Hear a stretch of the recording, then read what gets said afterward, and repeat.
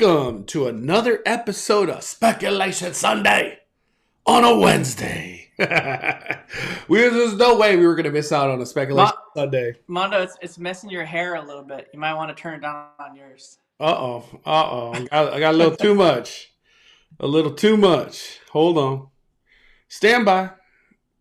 I'm doing Danny's.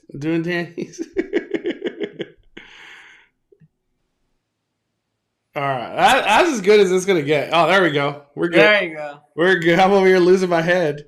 We live. Welcome to another episode of Speculation Sunday. Are you guys ready to fire it up, baby?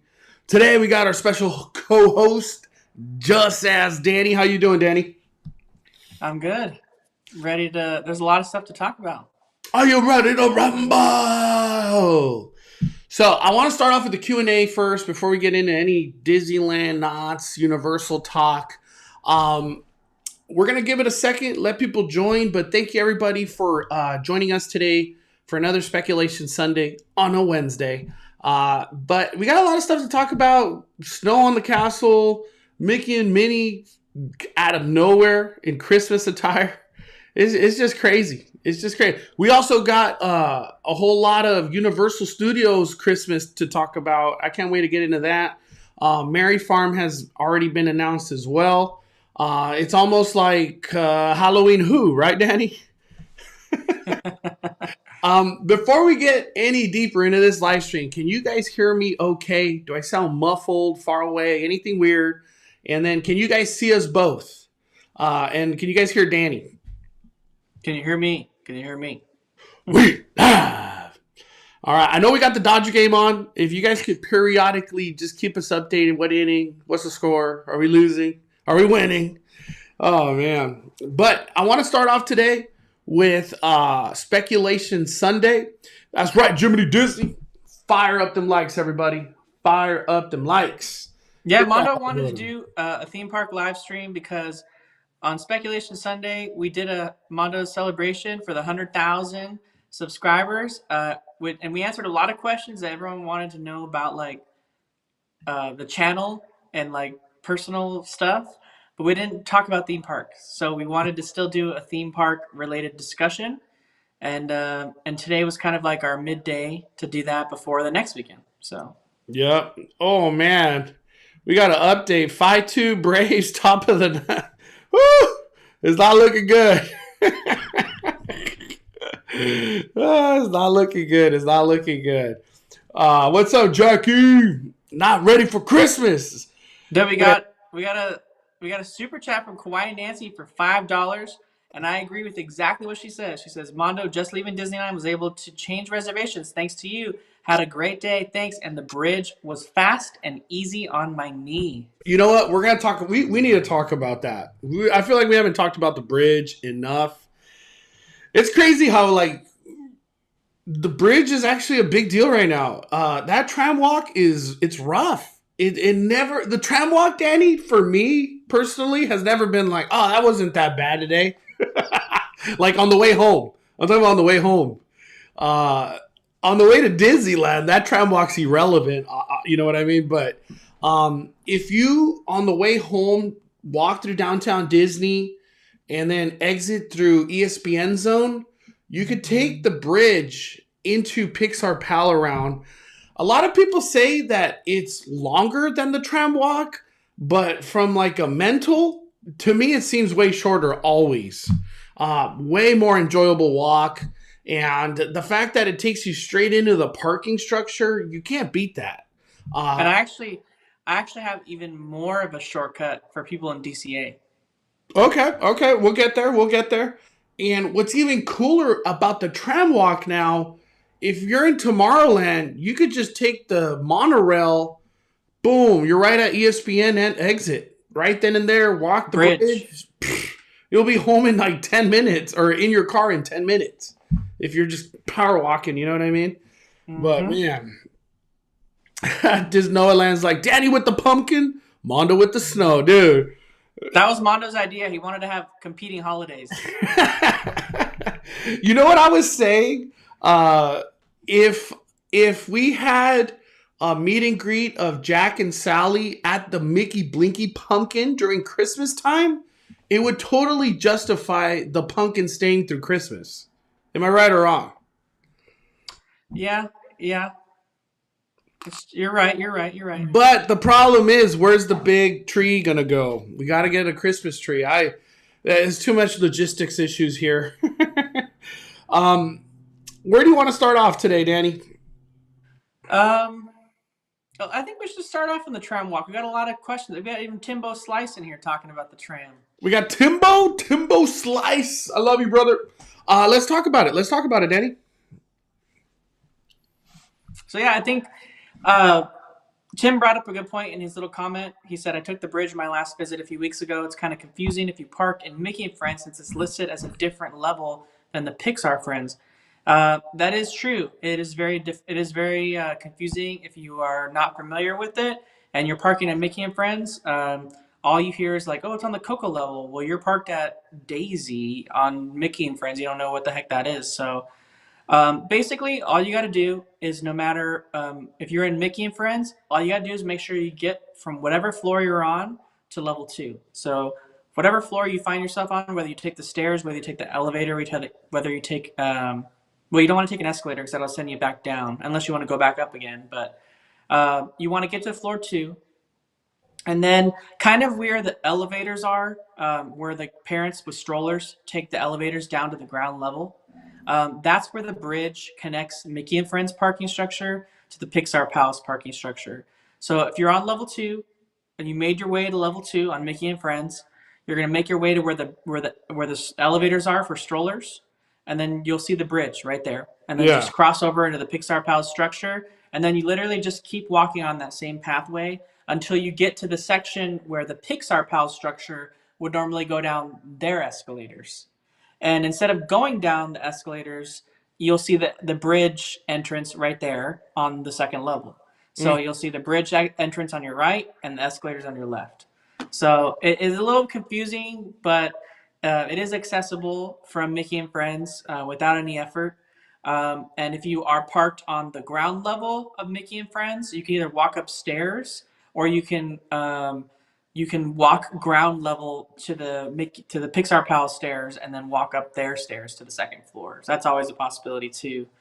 But it's really just getting yourself to floor 2 and then walking to where the Pixar Palace parking structure would normally take their escalators. So it's and the bridge is so much easier, especially with the monorail now. You can just walk the bridge, and then as soon as you finish walking the bridge, you're popping in on where the Disneyland Hotel is at, and the monorail's right there. So I'm a fan. I'm a believer of the bridge, man. believer of the bridge. I think it would be nice if Disney had like water bottles for sale on the way out, even though they're like $6. But it'd be nice. It'd be nice to have something. Even a churro. Some people are saying a elote card on the way out. Well, they got we have Timothy AF in the chat said he saw you today. Yeah, dude, I hugged him. I was like, I miss you, Timothy. Danica in the chat is asking, can someone confirm the monorail hours? It's just like the train. They have to close earlier.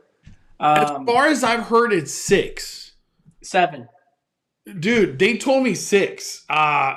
Maybe they cut off the line at 6 and they just flush it out until 7. I don't know, but that's what I heard, Danny. Yeah, so I heard 7. I heard 7 o'clock. You heard 6. So I think the issue is that Disney doesn't want to hire a third shift yet, an overnight shift of maintenance crew.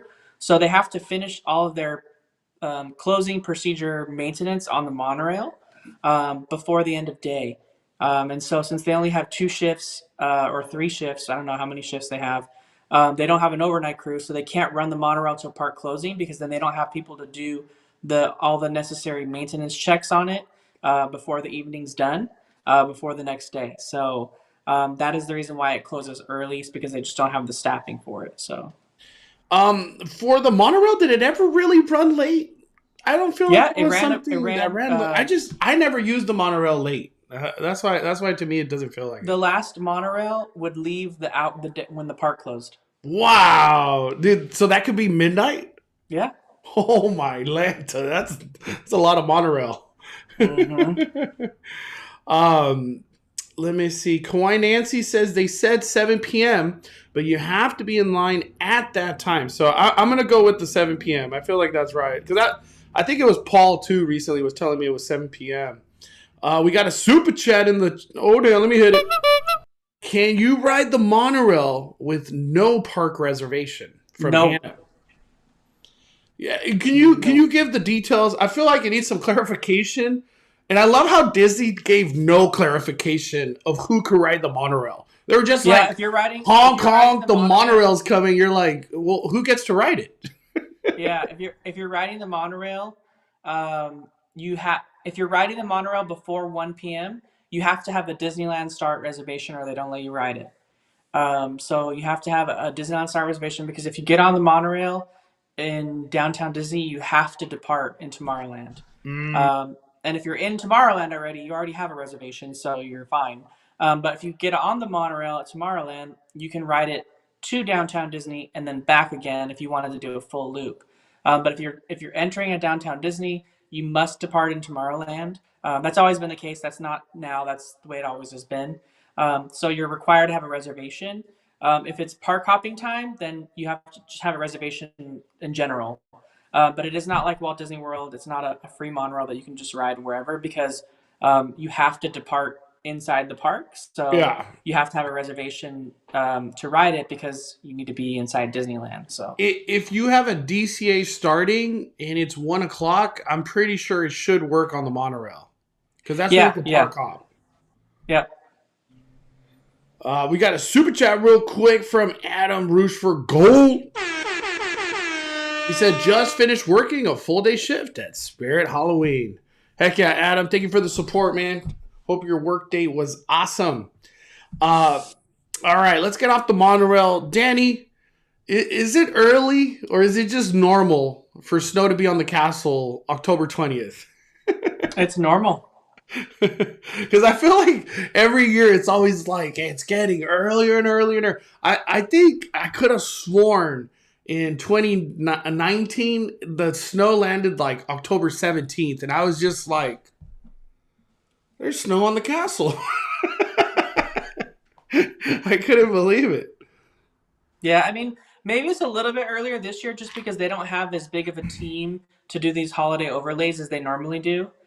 So maybe they had to start it a little bit earlier just to get the work spread out because there's a lot of work to transform Disneyland in for Christmas time. And they certainly cannot do that work with the little staff that they have in that week from transitioning to, the like week and a half or so to transition from Halloween to the Christmas season. So they need more time. And so that's why, especially with something like the castle install, they have to not only crane those into place, but those are all wired because they got lights all in them. So there's a lot of lights in those things. And the snow on the castle, they're like caps. So it's not an easy project to just do overnight. Yeah. Let me see. I'm just reading. All right. It sounds like Dodgers lost. Oh man. Noah said October 19th. So hey, they're pretty much spot on the same time. Yeah. We got a super chat from M2D211. Were you able to get Oogie Boogie for Halloween? If not, hit us up ASAP if possible. We have 2 tickets for Halloween. Oh my! I haven't checked my emails. I know I told everybody email me. I'll as soon as this live stream's over, I'll have a chance to do that. I was just like having dinner, edit the video, fire up the live, hang out with Douglas McPuglis for a little bit. M2D2. I do not have any tickets for Halloween. But we'll talk. Just email me, the Cali Bay at Yahoo. That's the best way. Let me see. Alyssa says, I'm honestly so excited for Christmas coming in. I feel like Christmas, I'm just being honest. Christmas is going to hit a lot harder than Halloween. I feel like it's just obviously we're deeper into the year, so Disney's kind of more revved up for bigger event because I kind of feel like Halloween just came quickly, opened up, doing their thing, magic keys and reservations, and Disneyland was just barely getting their bearings going into Halloween. I kind of feel like Halloween they've kind of situated, staffing, get the ball rolling. Christmas, we got fireworks. We have the lighting of the castle, the snow on the castle, the parade, all the character stuff that's going to be happening, the foodie guide that's going to be happening soon, all the merch that's going to be arriving. World of Disney's now transitioning into Christmas. I'm trying to think. Small World has to transition into Christmas. I don't know if Toontown's going to get any Christmas love, but sometimes they do, or at least they did in the past. What do you think, Danny? Yeah, I mean, I think you're right. I think Christmas is going to hit a lot harder. I know people really wanted Halloween last year, um, and I'm glad that we got all of our horror events and it was so much fun to experience that. But I feel like people really just didn't get the Christmas they wanted. They missed that Disney Christmas. They missed that Knott's Merry Farm. They missed the Grinch, missed the Christmas in Hogwarts, all that stuff. So I really feel like it's just going to hit a lot harder. I agree. And I'm glad that, they're actually doing something with the Wizarding World here for Christmas because they didn't do anything for Halloween like they do in Orlando, which was a Yeah. shame. I don't know why they totally slept on that. Maybe it's because they barely got together horror nights, and so they didn't want to push it. So, Yeah, we got a super chat from Mia Gonzalez. Hey, they're a friendly reminder. Check your email.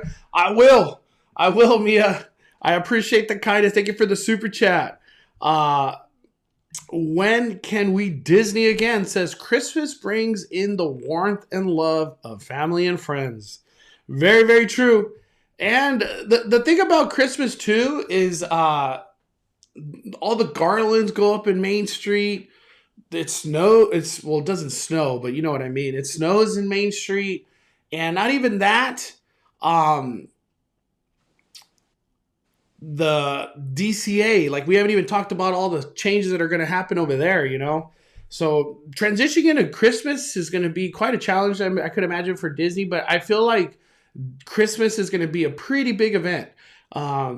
We haven't had a chance to talk anything DCA Christmas, Daddy, because from what I have heard, I really haven't looked up yet, but Festival of Holidays is coming back. yeah. Festival Holidays is coming back. Unfortunately, we won't be getting like World of Color, Season of Light, or whatever they want to call their World of Color Christmas show. But that show's really good. So I like the Christmas version of it. So it'll be sad that we don't get that. I'm hoping that they still do that snowy moment and like little light show in the Grizzly Peak area, like I love by the that. I totally forgot that was a thing. yeah. I really hope that they do that again. That was really cool. I think you got it on video last year. Yeah, I totally forgot. Was it during last year? Two Or not years last ago. year, sorry. Yeah, I was like 2019. 2 years ago. 2 years ago. I remember that, dude. Yeah, so I'm hoping they do that again. And DCA has some really great Christmas decorations. Of course, you got Cars Land. They never did Pixar Pier in any sort of holiday overlay. It'd be nice to see like a holiday version of Pixar Pier, like a little Santa hat on Luxo or just whatever. I've always too wanted them to put like a Santa hat on the Mickey on the Pal Around somehow. I don't know how they could do that, but I feel like that'd be pretty easy. Mm-hmm. So Mm-hmm. they could do that. But I don't know what they'll do for entertainment at Disney California Adventure Park.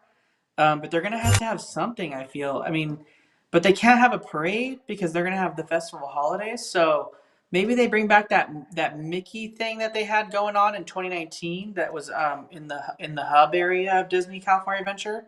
The Dude, Mickey's Christmas. let me see if I could I have it right here, dude. I brought it up. I knew I was like, I know we're gonna go there. Let me see if I could I bring was it gonna say. up. I was gonna say I have a link to it too. Yeah, give me a second. Okay. Oh, I clicked out of it. Oh, I clicked out of it. Hold on. I think I could do this. Give me a second, Danny. Uh-oh. That's just me.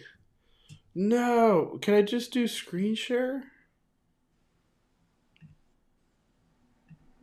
No. Damn. I have to... I sent you a link. Yeah, I don't know why... Hold on. I can't screen share right now. No. Well, there's a... I don't know why I can't screen share. You know what I could do? Oh my gosh, we're about to get super fancy. I know what we could do, Daddy. I know what we could do. Hold on. This is going to be cool, actually. Where is it? Here we go. Okay, give me a second. Oh my gosh, can I do that? Nope, can't do it. I don't know, I can't screen share right now. It's not letting me. Yeah. Let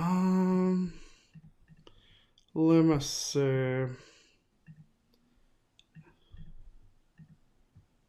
Can I add this? The show is called Mickey's Happy Holidays Show. Is it right here? No. Damn. I'm just too high tech, Danny. I can't do it right now. Let me see. Oh my gosh. I don't even know what I'm doing.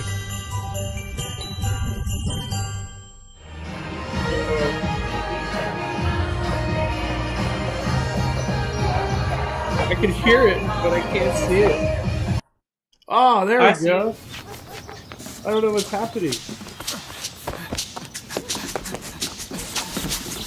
Hold on. Can I skip this? You gotta skip that ad. I know. I don't know how to do it. Huh. You got a thing in the middle of the screen, Mondo. Yeah, I'm just going to close that. We are too high tech for our own good right now. But we got a super chat real quick from Stacy Hooper. I'm going on a Disney cruise wonder ship. Wow. Where does a wonder ship take off from? San Diego. Holy, so is that the one Peter and Ketra just did recently, right? Yeah. Yeah, that's cool. Good luck on your voyage. Man, I don't get how... I just give up, Danny. You had it on the screen. I know, but I don't even know, like, it's just weird. Let me see if I could just get you on here, Danny. Give me a second. I think you're going to be in a green screen, but it's okay. Hold on. Hold your horses. We're going to get this situated. All right. Where is Danny? Sorry, everybody. I should have been prepared. All right. There we go. I think I could now share. There we go. My goodness. This is as good as it's going to get. Okay. Got it.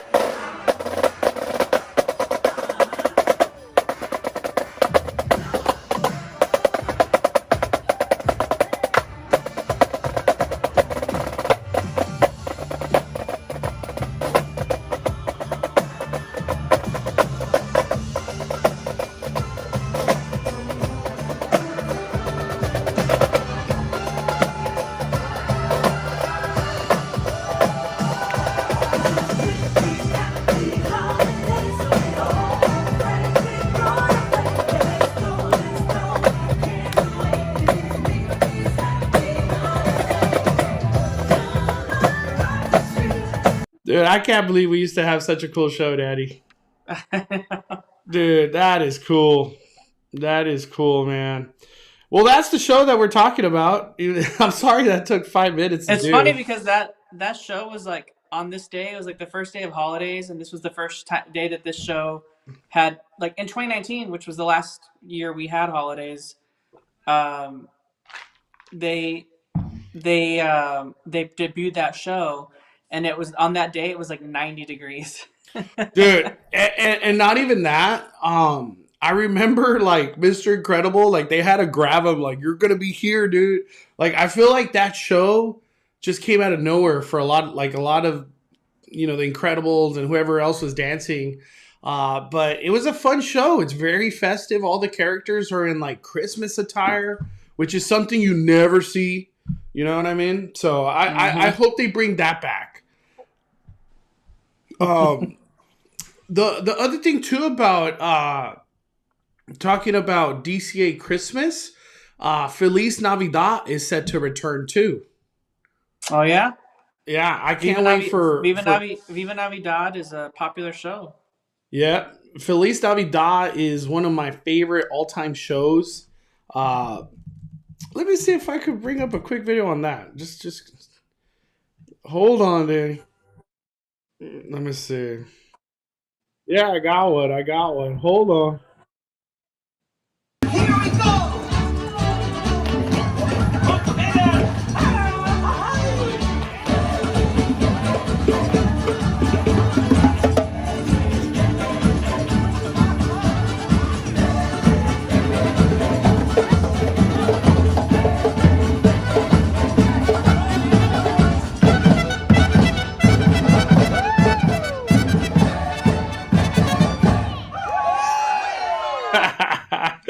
Dude, that's the most fire show, dude. Most fire show at Disney during Christmas time.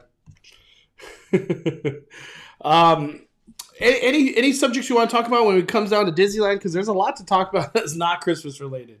No, I'm excited though. I'm excited to have another festival at Disney California Adventure. We haven't had one obviously since the parks closed and reopened. I mean, I guess you can count Touch of Disney as one, but um, I didn't really feel like it felt the same because the rest of the park wasn't open. So it'll be nice to kind of have that atmosphere with you know the holiday stuff that's going on and all the rest of the park available. I'm excited to see if they're going to do anything in Avengers Campus. I mean, we didn't think they were going to do anything for Halloween, and then they did stuff Proved us during Oogie wrong. Boogie Bash.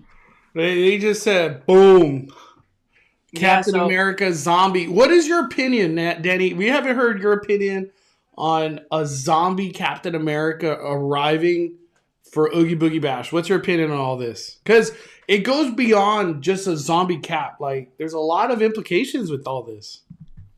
yeah, I mean, they had surveys go out to guests that were asking if they would be interested in having a more scary experience at Disney California Adventure during these Halloween events like Oogie Boogie Bash. And they must have received an overwhelming yes from a lot of people because that is the sole reason why that Captain America was there. They probably received enough feedback from those surveys to be like, okay, people want it. Let's test it in the last couple weeks of the event, which is why it was so last minute and not planned. They really just wanted to see what the guest feedback and reaction would be to a zombie, or a scarier, not necessarily a zombie, but like a scarier version of some type of character meet and greet in the park. And so they used this as an example. And it was a good test for them. And who knows what this could lead to? This could maybe we see our first scare maze next year at an Oogie Boogie Bash type event, and maybe they make Oogie Boogie Bash a scarier event, but then they also still host Mickey's Halloween party for people that don't want that. I just want So to that's say we welcome a more scarier vibe for any Halloween party at Disney Resort. Are you kidding me? Yeah, so they can either keep just Oogie Boogie Bash, and then these scary experiences can be disclaimer, like you just don't go to these if you want it.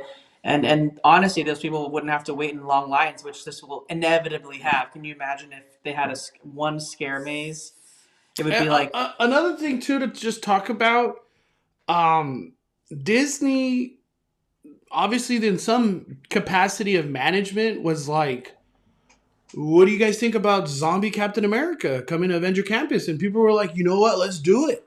We got all this feedback from all these surveys, and What If is a great motivator to bring out a zombie cap.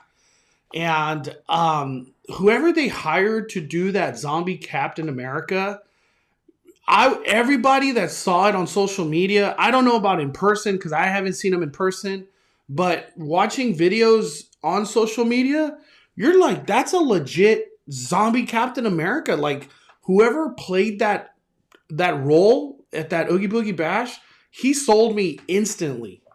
Like there was no, like, it didn't feel corny. It didn't feel like childish in any manner. It was like, that is freaking Zombie Captain America, dude. And I commend Disney because that was a huge risk, Danny. They ain't never done nothing like that. The only scary thing that I've seen is freaking Maleficent blowing fire and Fantasmic. I still think that's scary. But is it Maleficent? Is it? Yeah. What am I saying? But to take that risk, that was a big move by Disney in the behind the scenes. Because for all we know, they could have just got hated on, like, "Oh, why are you doing this?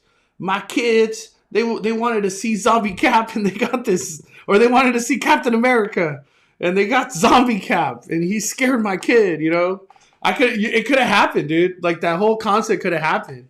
But I think for me, the feedback that I have heard, it's been overwhelming. People love Zombie Captain America. Yeah, I think a majority of the people really like the idea of a scarier event, but there's also people that don't want it. So, like I said, if they make it pretty, like, kind of like how they have a sign out front of Guardians of the Galaxy, Monsters After Dark, that basically says over and over again, this is not an experience for children. Especially like when they did Haunted or Space Mountain Ghost Galaxy, they had signs all around that too, saying that it wasn't meant for kids. And so that way the parents knew in advance, like, don't take your kids in this. This is not a thing that's meant for them. Then they can avoid those experiences, and the event can be kind of shared by both. But I definitely think that the parents like the fact that some of these events are not scary, because also that type of event brings a different type of crowd that maybe they're not comfortable with bringing their kids to. So I feel the vibe for Oogie Boogie Bash is totally family friendly, and then this, like, one outlier, Zombie Cap now. yeah, so they gotta kind of appeal to both parties, because they might lose a lot of people that wouldn't want to come to an event that's going to be scarier, because it just attracts a different type of crowd, and, like, the crowd that's looking for scares is not the kind of crowd they want their young kids to be around. Well, one thing to ask, just in general, are we ever going to get Mickey's Halloween party? Because it's starting to seem like Disney's trying to supplant Halloween at DCA. Like, they're not trying to bring it to Disneyland anymore. And for me personally, Disneyland Halloween parties are way better than whatever's being served up at DCA. Even if they do a maze, Disneyland still is king. It's just, you have all the rides open, Cadaver Dance. In my opinion, you get so many cool characters that come out in the Disneyland side that just don't come out at the DCA side. But like, to me, seeing the big pumpkin and then the parade and then the fireworks show, like, it just destroys anything that happens at DCA. That's just my opinion. Yeah, I know a lot of people, they're like, no, Oogie Boogie Bash is better. But to me, I'm like, I had, like, and I'm not even saying Oogie Boogie Bash is bad. I'm just saying Disneyland Halloween party, it's just like, it's so magical. I love it.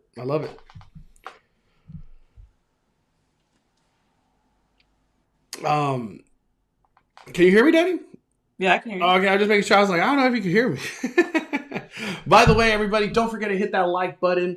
Appreciate all the support. What topics do you want to talk about when it comes down to Disney? Well, we talked about the monorail already. I wanted to talk to you a little bit about Finding Nemo submarine voyage. Disney kind of quietly changed that when they first put the walls up around the lagoon. Which, by the way, that in and of itself was totally a surprise to all of us because we did not expect the Finding Nemo submarine voyage to go through any sort of refurbishment, and we didn't even know when it was going to reopen because it hadn't reopened with the parks. And then all of a sudden, they put walls up saying that it was going to be reopening in winter of 2021, which is our current year. And then all of a sudden, after the monorail opened, the signs, or kind of around the time the monorail opened, not necessarily after, the signs around the whole lagoon changed to just winter rather than winter 2021. So that lets them go into the 2022 year. So that could be February, that could be early March before it turns to spring, that could be January. So they're obviously running a little behind, or maybe when they drained all the water, they realized, hey, we really have a lot more work than maybe we thought we did. But when you're on the monorail, you can actually see how intense the work is going to be. And when they've drained all that water, the lagoon looks really bad. I don't know um, if they blasted all the paint off of it already, and that's what it looks like Yeah, now. that's But what it I looks was just like, wondering. It seemed gray when I remember the Nemo submarine. I remember a lot of blue. So yeah, that took me off guard. I was kind of like, the real question is like Disney investing this much on a refurb for that ride. Is that ride just going to be here forever? That's like the question to ask. yeah. That's the part that threw me for a loop too. It's just like if they're going to spend this much money to refurb this attraction, which is really expensive, this means that this thing's going to be around for a while. And as some of us that were hoping for maybe a major refurb for either Fantasyland or Tomorrowland, including getting rid of this ride, those plans are gone because there's no way they're going to spend the money on this and then just get rid of it. Mm-hmm. So that obviously either those plans are gone, they're shelved for quite a while, or the Nemo subs are just not a part of that anymore. And So if the Nemo subs are getting this big refurbishment, uh, any type of transformation coming to Tomorrowland, anytime in the future, gone. It's just gone, right? yeah, Like we all have been hoping Tomorrowland gets that big update that everyone has hoped for. Something happening to Launch Bay, something happening to the rocket rods, right? All that, whatever's happening with that, and then something happening with Autopia, something happening with Nemo Submarine. I think we're just in Disney's kind of on a they're just on a cruise mode when it comes down to Tomorrowland. It is what it is. It's yeah. It's not really their focus right now. Their focus was Avengers Campus, Mickey and Minnie's Runaway Railway. I have a feeling there's a lot more coming to Toontown than we thought originally, as far as the way that they were going to change that. And then also on the horizon would be Disneyland Forward. And you know I what I think was that's where all the thinking? focus is. If Disneyland Forward is real, I don't think Disney cares about Tomorrowland. Well, you know what I was They're thinking like, is, we're already ready to start building and yeah. bringing more theme park. You know what I mean? Well, what I was thinking the other day, or just this weekend when I went to Disneyland, and I was doing my normal, bridge walk and then cutting across the parking lot. I was just looking at how much of disrepair that parking lot is in. I mean, there's you can't even tell where the lines are anymore. The that parking lot is being utilized. All the cast members that work in downtown Disney, they now park in that parking lot. They can either park there or they can park on the second floor of the structures. They use those for cast members too. So either one. I noticed that a lot of cast members though park in the parking lot that we used to park in as guests. But that parking lot now, having sat through the shutdown and many years of neglect, it is cracking all over the place. There's roots popping out of the ground from the trees. There isn't a single painted line anymore, really. They're all gone. And I was thinking to myself, I'm just like, they're definitely not going to fix this parking lot because they can just have these cast members park somewhere else. And if Disneyland Forward gets approved, I want to say they're going to start there first. I wanted to say they were going to start at Simba parking lot, but Simba parking lot is used all the time, and they just redid it. And the fact that this parking lot is so in disrepair, I want to say our next edition comes to Disneyland wherever this is going to be at. Okay. That's what I was thinking, because I was just like, if they're going to let this thing go to waste like this, they're definitely not planning on keeping this and they're because they would have fixed that. That's a safety concern for the cast members that are working there, but if they're not going to keep it for very long, they don't care. So One thing too, talk about Toontown. I still believe Toontown in general will be refurbed in its entirety. All the houses, Roger Rabbit, we all know that's going to change at some point. Toontown has a lot coming. And we mentioned it before in different Speculation Sundays. There might be a time where Toontown just closes, and that is it. Who knows when we see it open again? Because a lot of construction is coming for Mickey and Minnie's Runaway Railway. And who knows when that'll be. Obviously, probably some point next year. But I'm excited. I'm very, very excited. The future is so bright, Danny.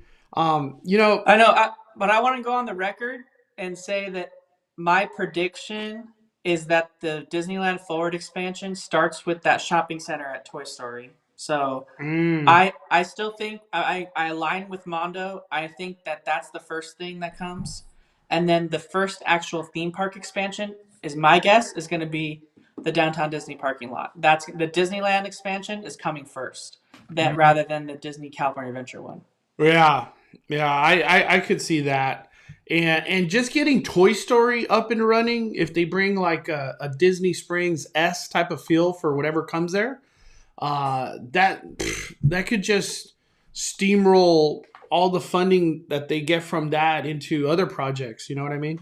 It's just whatever would come to Toy Story. That's just moneymaker. All money. They can fund it all, Mondo, with Genie Plus. We'll talk about that soon. That's a big subject. Big subject we're going to talk about today. We have Dredgin Yours Rose.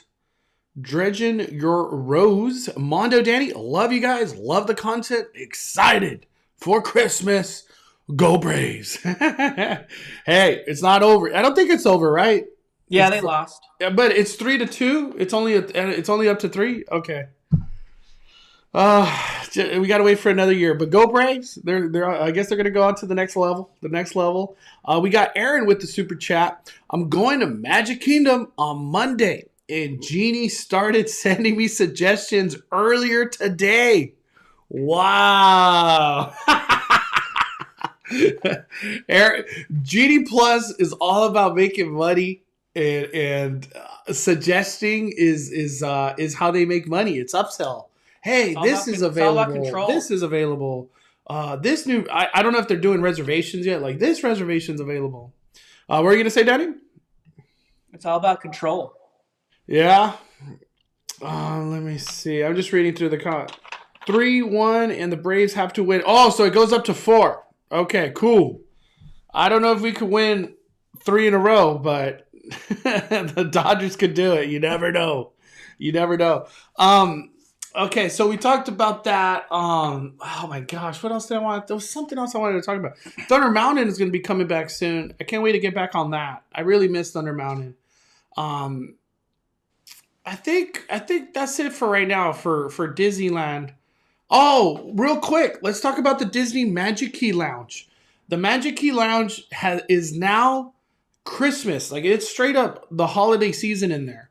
And Mickey and Minnie, they debuted in their new attire for Christmas season.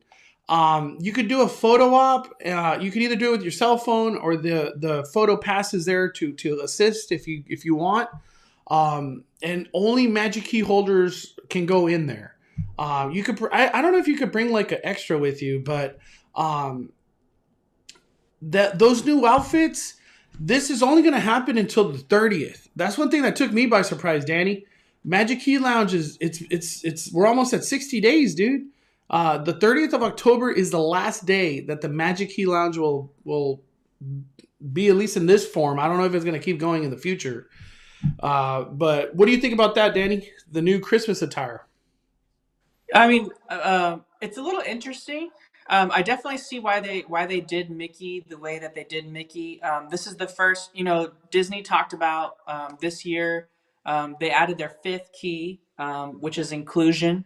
So they got safety, courtesy, show, efficiency, and then inclusivity or inclusion.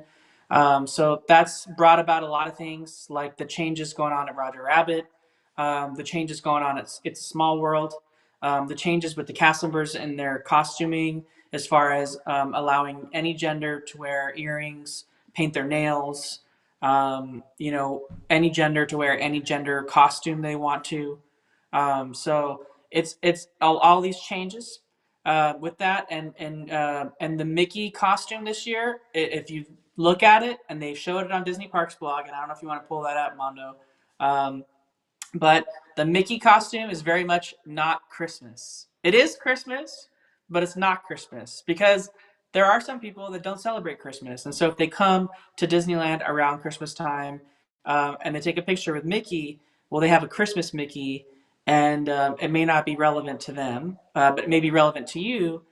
So you can look at Mickey's outfit, and it can look very Christmassy, but you can also look at it. He's wearing blue pants. It can just be like a general like winter time outfit. You know what I mean? It's like Mickey in the winter. He's like dressed up warm with like a scarf.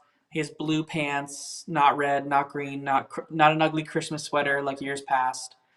He's got like a puffy vest on, and then the only real Christmas thing is like a striped thing. Minnie's a little more Christmas than he is, but Mickey, you could tell these are definitely part of that inclusion.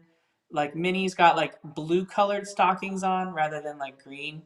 So they are trying to like incorporate other things, but like you could look at these outfits and it looks just like, winter. It doesn't necessarily mean that it's Christmas, but it can mean Christmas. I don't know. Like, he has that Christmas hat, Daddy. What? He has a Christmas hat. He does, but he's got like blue pants. He's not like in the past. They like Mickey's Christmas outfit in the past. He was wearing green pants, an ugly Christmas sweater, and like a scarf and a Santa hat. Like it was very much Christmas, but like this is a mix of like trying to be inclusive, and you can tell like it's very much obvious. I liked it. The one thing too about these outfits, it matches the new emos that have come out recently. Yeah, it does. Yeah, that's one thing somebody told me, and I was like, I didn't even catch that. But I loved it. It's cool that we get to see a sneak peek into Christmas as a Magic Key holder. That's an awesome benefit. Anytime we get any benefit from the keys, I'm all about it. The thing I was saying though is I feel like if they're giving their biggest fans like a preview of Christmas, like they have a snack stand in there, like sell Christmas snacks. Like why isn't that snack stand in there selling the peppermint cotton candy? Like how cool of a flex would it be for a Magic Key holder to be walking around the park with a cotton candy peppermint, and no one else can get that, but you could get it inside the Magic Key Lounge.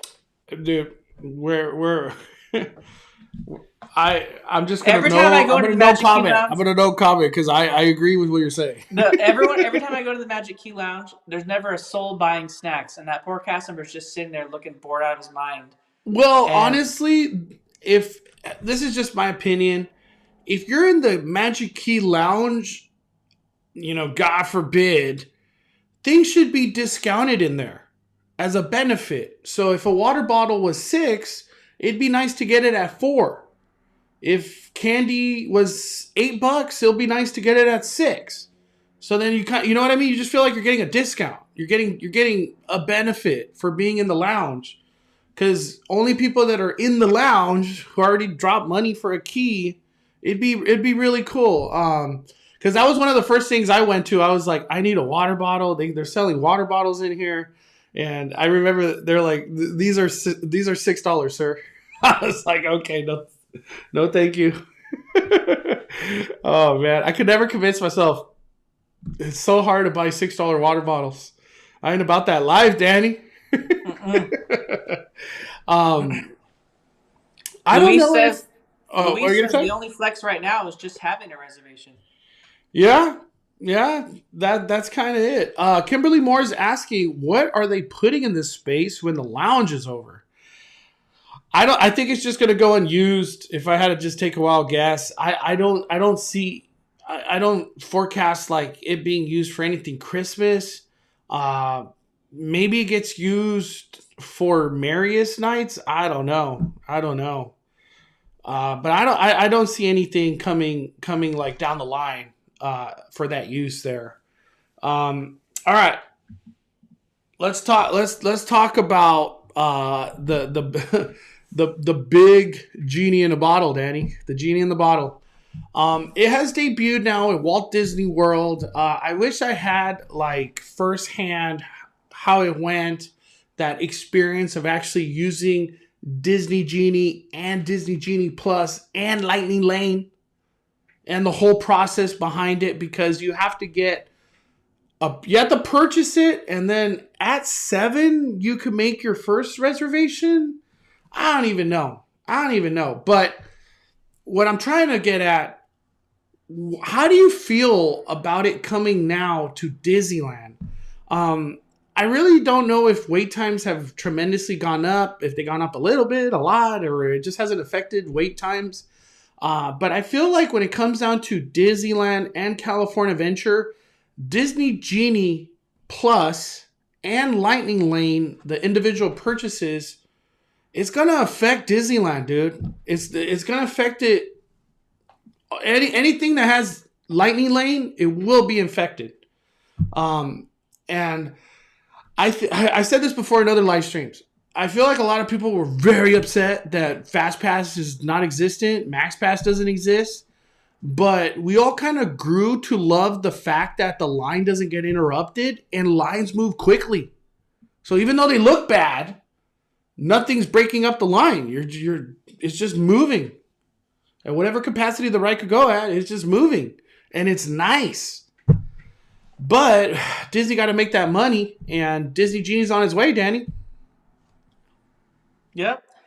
I mean, it seemed really confusing, like which we knew it was going to be. When I saw the people posting on Twitter about it, so I can imagine I feel like they're kind of more used to using the app at Disney World than we are here, and I just feel like, man, it's going to be. I hope they learned some stuff, because this is going to be kind of crazy for the guests that visit Disneyland. But it seemed like I don't necessarily like. It seemed like some of the attractions that had individual Lightning Lane purchases at Walt Disney World really didn't need them. Like today, for example, Space Mountain is not available on Genie Plus as a Lightning Lane, but it is available as a individual purchase Lightning Lane. And this is at Magic Kingdom. This is not at Disneyland, so it's not the case for our Space Mountain. But today, in the middle of the day, Space Mountain had a 30-minute wait. So would you really pay $7 to bypass a 30-minute wait? Like, I mean, unless you're like dire need to get on like right away immediately, but like 30 minutes isn't that big of a deal. And half the time when Disney posts a wait time, it's not really that long. So And that's another thing to talk about Genie Plus.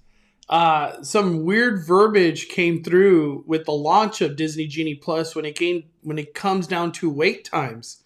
I don't have it with me. I'll try to find it right now. But it was something along the lines like, do not base your purchase off the wait times we have listed, as they something about accuracy. Like it's just not like their wait times are just not accurate.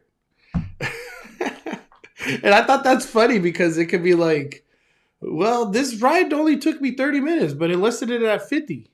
And if it's listed at 50, maybe that could get people to be like, I'm doing a Lightning Lane, Danny. I ain't waiting 50 minutes. This is Walt Disney World. Time is money out here.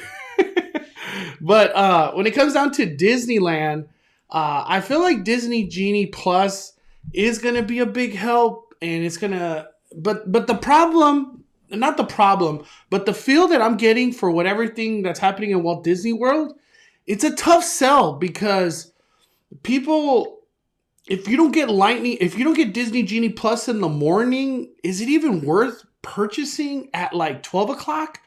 Because there's going to be a lot of guests that are going to be like, I wasn't interested in Disney Genie Plus in the morning, but now I think it's worth it and I want to do it at 12. So then when you purchase it at 12, you're like, damn, I can't get something till like 5 o'clock. And then come 5 o'clock, does it make sense at that point to pay? I think in Walt Disney World it's $15. Here at Disneyland, it's going to be 20, right? 20 for a day. Mm-hmm. I wonder if it's going to be like they work out the kinks of whatever's going on in Walt Disney World. So by the time it launches at Disneyland, it's very like simple. Like, this is what you do. And here it is. Because the way that Disney Genie is being rolled out, Disneyland or Disney is counting that one trip, that one experience. Disney Genie provides what it's supposed to, which is recommendations, lightning lanes, and tip boards and audio moment. Like, to me, they're putting a lot of pressure on Disney Genie Plus, dude. It's a huge burden that's being dropped on that program. Because in all reality, Max Pass was like, you know what to do. I ain't even got to explain nothing. You know what to do. Disney Genie Plus, it ain't that, dude. It is not that. How do you feel about that, Daddy? Yeah, I mean, there's weird, like, they had to do an update today to the app to add future plans because, like, people just couldn't find the section of the website because they changed the whole Disney World app. If you haven't downloaded it yet, it's like totally different. So it looks very similar to Disneyland's app, but it's totally different now because it has Genie Plus integrated into it. So there's like a whole tip board section. Then there's a future plan section. Then there's your virtual queues section, and like the tip board and your my plans is like, it's all very confusing. Like we only talked about just the naming aspect of it being Genie, being the free option, Genie Plus being the paid option, and then Lightning Lane being part of Genie Plus, but also being something that you individually purchase. And then trying to figure out where you find all that. It's in like your tip board or your my plans or your future plans. Like people can't even find their mobile orders for food. Like how are they gonna find all these things? Like you got to go to the tip board to see what's available for Lightning Lane, and then on your my plan section, it has like people weren't able to find their my plans because it always took you to the tip board. So they moved the my plans to future plans so that people could see, okay, what Lightning Lanes do I have booked, so I could see them.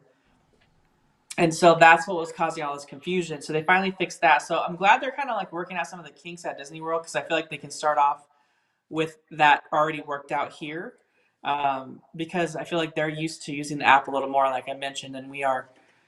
So the guests here can have a little bit easier of an experience, and all these kind of complaints can be ironed out before they come over. So I mean, I don't know. Disneyland's not too good from learning or borrowing what Disneyland or Disney World does. They try to like to do it the hard way all the time. So I would like to hope that Disneyland will implement some of the changes, but I feel like some of their management's a little stubborn when it comes to implementing things, and they have to do it their own way. They don't want to do it the way that Disney World does it. So I think I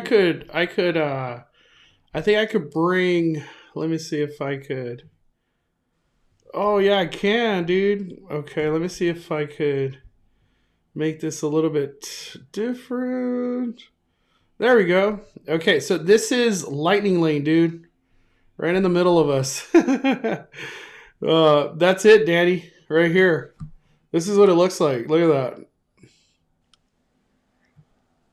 So this doesn't look complicating at all. It gives you standby. It gives you Genie Plus. Here, this is already telling us like to get ready for tomorrow. Like make your first selection at 7. The one thing that I did here also, Disney Genie Plus, when you went to a different park, as of right now, it doesn't just follow you like your current location.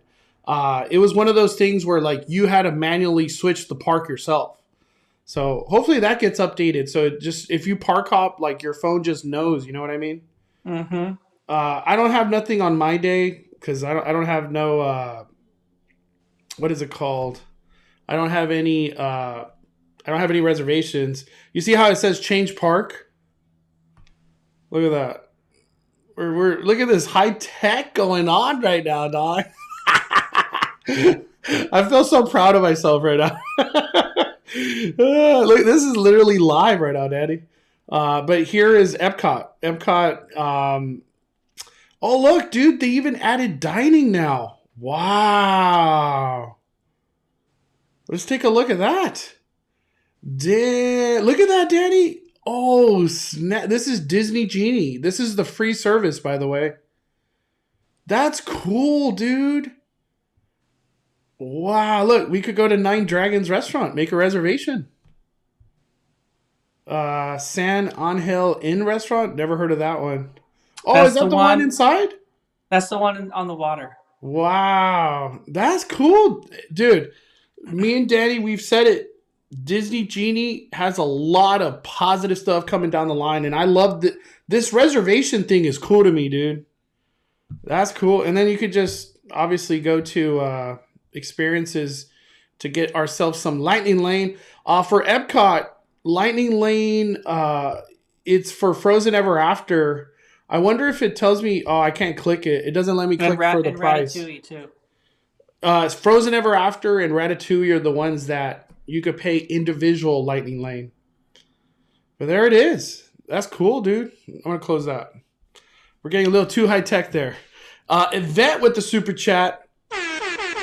Disneyland Resort is prepping for Genie Plus. We got a group for Rise, and it was literally 4 of us in the whole ride. It feels like they're trying to create a need for it. Yvette, I said this in my video that I posted today, and I've been telling Danny too. I can't get a boarding group in the morning, dude. It's like 3 seconds. You literally have to be like, bah, bah, bah.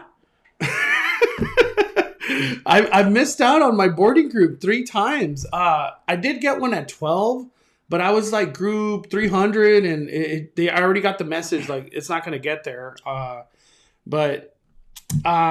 Do you foresee Disneyland dropping the boarding group before Genie Plus arrives? Or does Genie Plus and boarding groups just go hand in hand? I think they're going to try to keep boarding groups at first to see how the Genie Plus Lightning Lanes affect, or just the Lightning Lanes rather, affect the queue lengths for both Rise of the Resistance and Web Slingers. If it's manageable, they'll probably drop it at Web Slingers first, is my guess. If it's not manageable, then they'll probably keep the boarding groups in place. And by manageable, I don't mean utilizing the backstage area behind Web Slingers like they've been doing, because that's not a feasible ongoing solution. The guests are in a backstage area. They have to have cast members watching the guests the whole time, and if a guest wants to leave at any moment, they have to be escorted out onto an onstage area.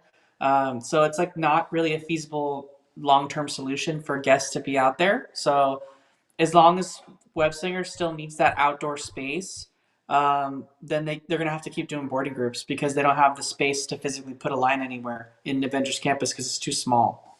So, but with Lightning Lane, who knows? We'll have to see. Maybe, when Lightning Lane comes, it's not a big deal because people who want to go on it, they don't flood the boarding groups. They'll just buy it because they want to just experience it, so they just buy it. Yeah, somebody in the chat just said, I think it's Lonnie right here. Rise sold out 2 days in a row at Hollywood Studio. I think it's going to sell out every day, personally. Even if it's 40 minutes to somebody, it's like, I'd rather just pay $15 and get on Rise. And now the fact that like my $15 or whatever Lightning Lane might cost that day, I get on the ride. It's an unbeatable experience. Well, I think the good thing about Genie Plus, the individual purchase, not Genie Plus, sorry, the individual purchase Lightning Lane for Rise of the Resistance is that it lets these families, especially at Walt Disney World. I don't know so much about here, but at Walt Disney World, like you've got so much stuff planned and you have so much time distance that needs to be done for traveling and stuff. If you can pick the exact time that your party can ride Rise of the Resistance, like that goes well and beyond like any kind of benefit for like your trip at Walt Disney World. Because if you got dinner reservations, that are at 8 o'clock, you need to be away from Hollywood Studios by like 6 to go get ready and then travel. So like you're not wanting to be risking waiting with a boarding group that's hopefully going to get called in time for you to go to dinner, or you Yeah. might have to give it up. So if you can pick like Rise of the Resistance at 4, so you're done for sure by 6 o'clock, like that's worth it to some people, big time. We got a super chat from Judy, MFG. Hi, Maud and Danny. I have a friend who's going to Disneyland for her birthday. I want to give her a Disney gift card. Can she use it in the park? She sure can. She can use it everywhere. Yeah, Disney gift card is like gold. Like you can use it anywhere, anywhere. You can use it at the restaurants, in the stores, even through the app. Like if you're trying to mobile order something, you could actually input the gift card in the app too. But that's a great way, Judy, to definitely give a gift to somebody going I to agree. Disney. I agree. We got April with the super chat. Boarding groups are easy. I win. It is easy. It's just, can you refresh at the right time? I get both every day. If you need help, I don't know, April Guerrero. You got to try it now. Like Disney changed something in the last week. Like someone else mentioned earlier, they're almost like preparing for they're like testing on the different allotments of like, okay, if we're going to give this many lightning lanes in this day, we can only issue this many boarding groups. So they're probably like testing, because they're definitely not. That's what that person was saying. Like they got a boarding group, and then when they went on the ride, there was like literally no one there. Whereas compare and contrast that a month ago, and the boarding groups they were up to like 300, and the whole queue was filled all the way out of to Splash Mountain. So there's something definitely going on as they prepare for Genie Plus and Lightning Lane coming. So you may have been able to get it before, but try it again this weekend if you haven't gone yet, and see if you're just as lucky. And one then thing, report back to us. one thing too, from what I heard about Genie Plus, when we read everything that involved Genie Plus, it seemed like you were going to be able to be like, I want I want Autopia at 11 o'clock. I don't want it at 8 when the park opens. That didn't happen, Danny. They were only able to choose lightning lanes for just the next time up. I thought that was interesting. All of a sudden, Disney changing the game once again. Even though you can read all their details on opening day, it's like, here, this is a different product. I thought that was interesting because to me, that was a nice little benefit to be like, you know what? I want to do Slinky Dog, I think Slinky Dog is one of them. Slinky Dog not Slinky Dog. My gosh. Is Slinky Dog just part of the regular, or you got to pay that individual lightning lane? No, the only ones that are part of it are Rise of the Resistance and Mickey and Minnie's Runaway Railway. Okay, so I could do Slinky Dog at 1, but then 2 hours later, so the park opens at 9, so at 11 I could get another one. That's, you know what I mean, from 11 to 12. I don't know. Disney Genie, I love everything about it, but it's just a tough sell because it's not just open the app and do something.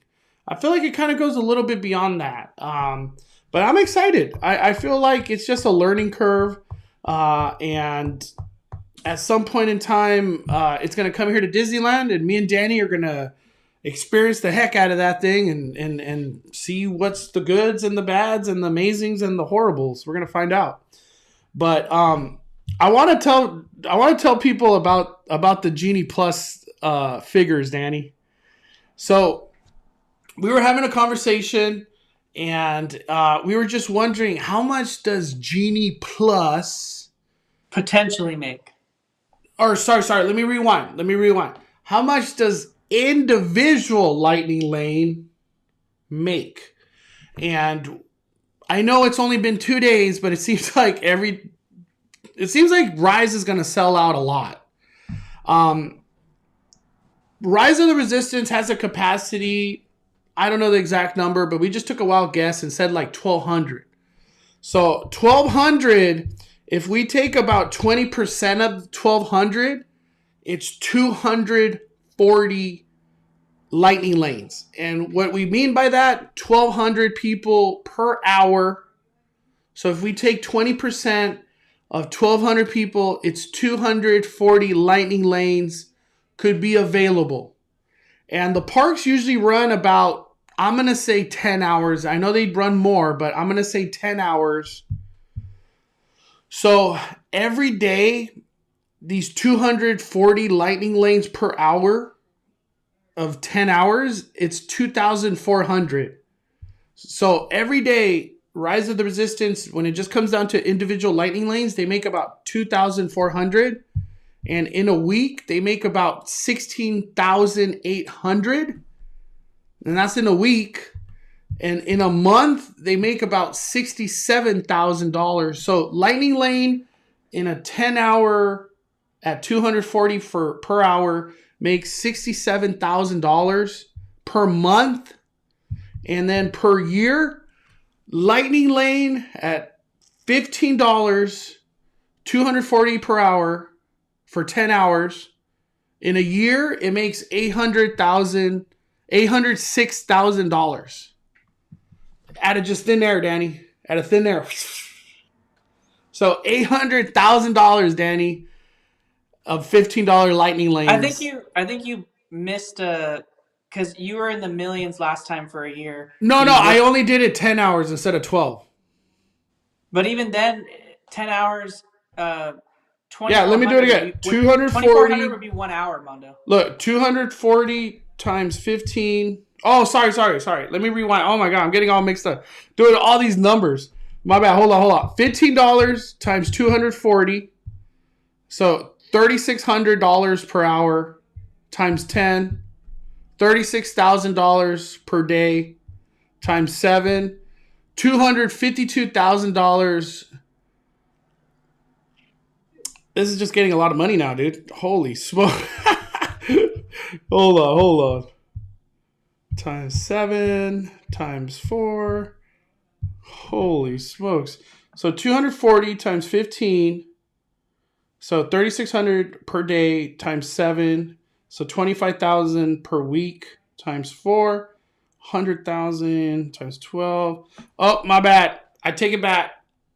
So $15 lightning lanes, 240 per hour for 10 hours a day for a whole year. Lightning lane for Rise of the Resistance will make $1,209,000. There we go. I forgot to do the $15. So lightning lane, $1.2 million pretty much per year. Lightning lane. That's crazy, Danny. I think you still did it wrong, but that's okay. No, that's right. That's literally right. I'm only doing 10 hours instead of 12. Yeah, because I didn't want to do 12 because the park's not always open for 12 hours. So you did 30. So 240 times 15 because they're all $15. Okay. That's 3,600 an hour. That's an hour. That's 3,600 an hour. So times 10 hours is 36,000. That's 1 day. So 1 day is $36,000. Jeez Louise. Yeah, then you times that by 7. Times that by 7. 252,000 per week. Yeah, and then you times that by 4 for 4 weeks in a month. What? Am I tripping? I'm doing the math all wrong. So they make $1 million per month. Yes, that's more normal.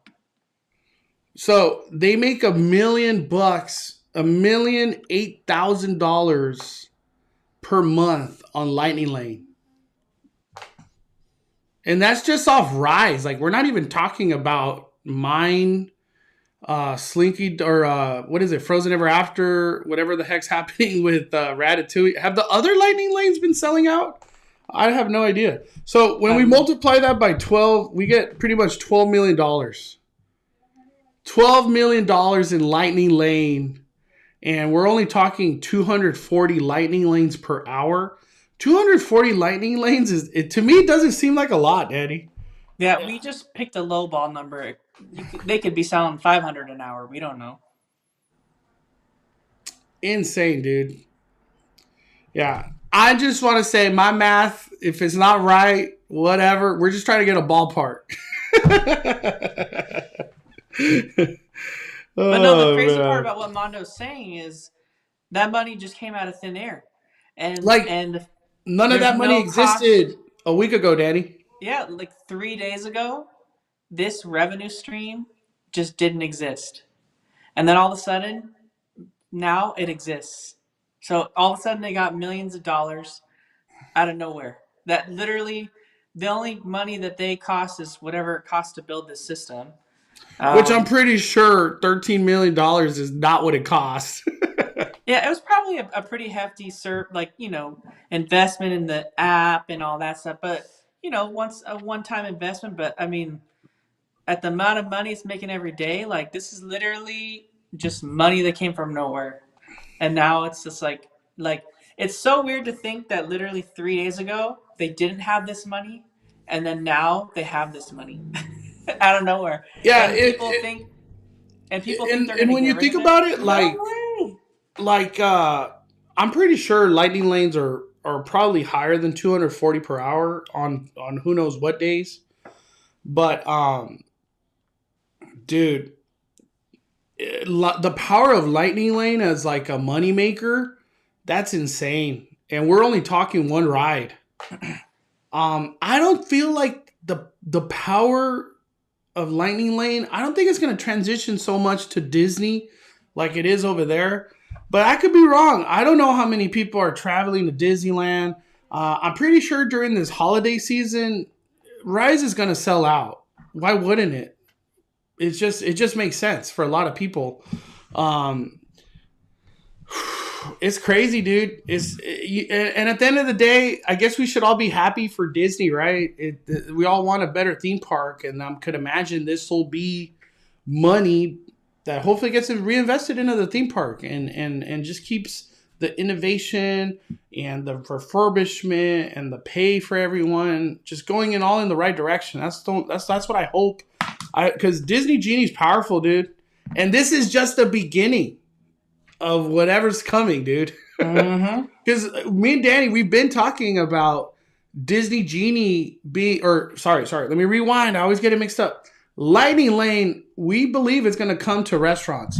Hey, dude, Mondo's been saying that for so long. It's like Ohana sold out, but if you're willing to pay $10, we got a reservation, Danny. Are you down or what? I'll make the wish come true. We got a super chat from Michelle. What type of changes do you think we will see inside the parks with that much revenue? And you know what? That's a question, Michelle, I cannot answer. That's like an executive president. That like they know. Probably they don't even know what big decisions are coming. I think the big equalizer, Daddy, and this is just straight up speculation. If Pokemon lands in the United States, Disney better make a move, dog. Because you know it's coming. You know it's coming to Epic Universe. God damn! If we get a Pokemon born stuntacular or like a Waterworld show that involves Pokemon, like a battle arena. If we get a dark ride involving Pokemon, oh my! I was having this conversation. I forgot with who, but I said Universal has the power to release in-park dedicated booster box that has whatever special Pokemon cards that you could only get in the theme park. Tell me 20,000 people ain't coming that day. It's just insane, dude. The power of Pokemon is insane. And then when you add it with Jurassic World, and then Mario. Super Nintendo World with which is the Mario ride, and then Donkey Kong, dude. Universal's coming. They're coming hard, dude. I don't know about Hollywood, but whatever's happening in Orlando with Epic Universe, they're bringing the fire out there, dude. Oh, you And missed a super chat from Chris West. oh damn, hold on, stand by. We got a super chat from Chris West. I was reading guests weren't given refunds for going back to Rise finding it broken. That would suck. The $15 plus tax, then it breaking down. I know that's in the wording, but you would think as Disney being Disney, they'd be like, hey, the ride broke down, here's your $15. If that's the case and they're not refunding, dude, lightning lanes are just straight gamble, Danny. I don't know if the ride's going to be open at 6 o'clock. Oh, man. But that's the nature of theme parks, man. Rides break down. Rides break down. Let me see. We got a super chat from Luna Bobby. My girlfriend handles the Disney app for both of us, and I'd be lost without her help. And now Disney's adding Genie Plus. Is Disneyland training CM to handle my questions day of drop? They are actually. There's a lot of training from what I hear. I know all speculation. That they are training for Genie Plus and whatever questions are going to be coming from that. Hopefully, when Genie Plus does go live at Disneyland, they learn from whatever's happening at Walt Disney World. That's what I'm hoping. But I'm excited. I'm excited for Genie Plus. Let me see. I'm just reading right now through the questions. Tiffany says, I'd be all right with Genie Plus if it means Disneyland gets Magic Bands. I can't imagine how Disneyland does Lightning Lane without some type of check-in system. Okay, she has a good point that I want to talk about real quick. We are transitioning into this world where Disney is like, Danny, I need you to be on your phone all day. I always thought that was kind of like a bold move because I know that people are on their phone all day in general, but now it's like you have to be on the app more than ever before. Like, how do you feel about that, Danny? Yeah, I mean, it's going to be great for people that don't do Disneyland very often. But at the same time, like, I don't know that they're going to understand it. So it's great in the sense that it will help you plan your day. But if you don't understand it, then it's not going to really be helpful. So I feel like it kind of, you can still just go to Disneyland and just do whatever you want and wait in line for everything. But you're just going to have to wait in a lot longer of lines. So if you're the kind of person that's impatient, which a lot of people nowadays are very impatient, and to you don't when you see anything higher than a 30-minute wait, you're like, nope, I'm not going to do that.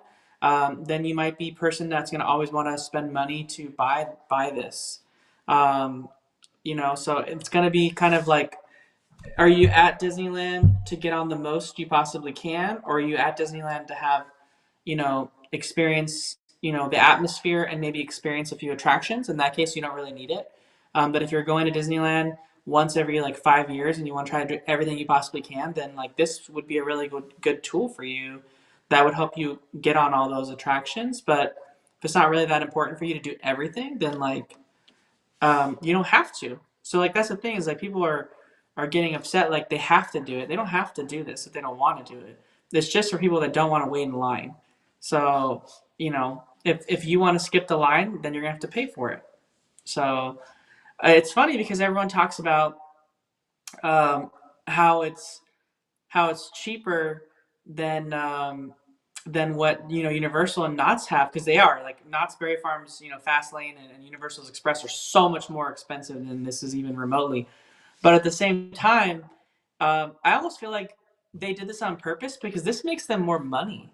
Because like they're getting like so much more money than they would because like not everyone's gonna buy into $200 a person like they would for Universal Express. But like you show them $15 and they're like, oh yeah, I could do $15, but then they do that like 4 times and before you know it, they're almost there. So they do it without knowing they're doing it. So like I think one thing too,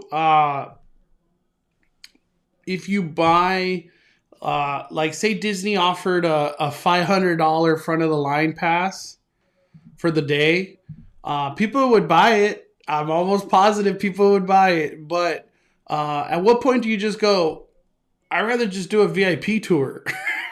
You know what I mean? Because if I have a family of 4, like that's like what, $2,000.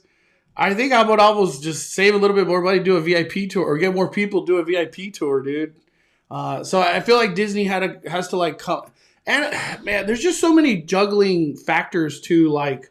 Okay, we need to have Lightning Lane be priced at a point where it doesn't affect standby, but it does affect standby. You know what I mean? Because longer lines in standby means more people buy Genie Plus, more people buy Lightning Lanes. You know, at least that's how I would put A and B and C together.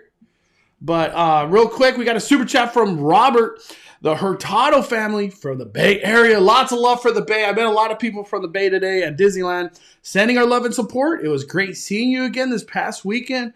5 families for life. Fire push. Thank you, Robert. Appreciate the kindness, my friend.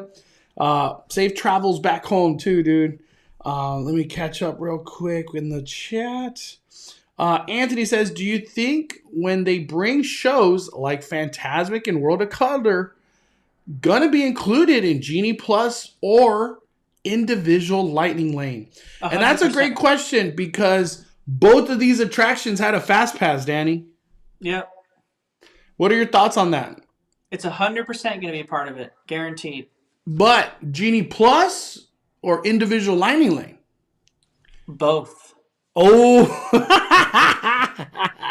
So you're saying Genie Pluses could run out, but they'll still sell you a Lightning Lane? No, I'm saying the Genie Plus Lightning Lanes will be a different section than the individual purchase Lightning Lane. Maybe that's what's happening at Pelican Bay over there by the Harbor Galley. Maybe that's Lightning Lane area, dude. Damn. There's just so... I can see it happen. That's a great speculation. Casey's sister with the super chat. Let me hit that horn. Any tea on your recent visit to Club 33? Danny, what do you think of it? Is the waiting list really 12 years? I didn't go to Club 33. I just posted an old picture that I had a Dodger hat and I looked cool. That's why I posted that on Instagram. But I did not go to Club 33. I've only been one time to Club 33, and that was like probably like 4 years ago now. Club 33 is amazing. I hope I get to go back again one day and do the bar section, which I think they call it like the member side. But Club 33 is super magical. You ever been to Club 33, Danny? Yeah, I remember I used to work there. Oh, there we go. Okay, he's been there many times. Many times.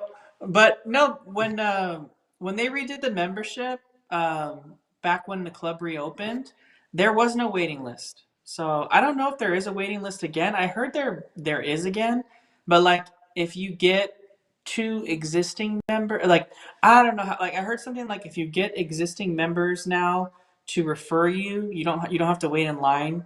But if you don't get them, then you have to wait in a waiting list. So like if you know people that are already members, they can refer you, and then you skip the line. But when I was working for Club 33, like there was no wait list. If you wanted to join, you could join because the old original Club 33 did have a wait list, but then when they changed the membership, they got rid of the wait list and anyone could join, but the price to join was like significantly more than what it was before, like leaps and bounds more. So they were letting everyone join. So I didn't know that there was a wait list again. That was news to me. So.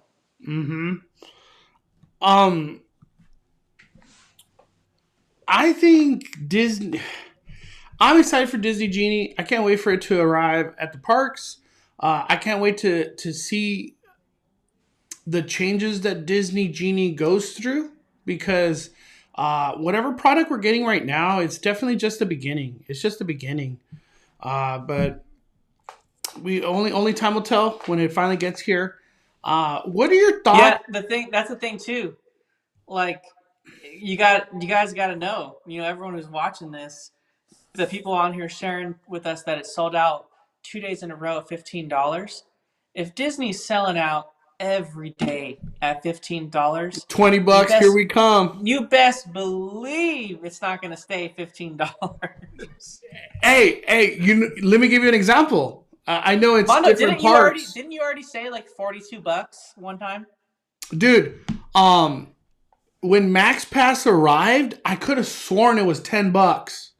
And then it became 15, and then it was like it's $20. If it keeps selling out at $15, Danny, it's gonna go up to 20.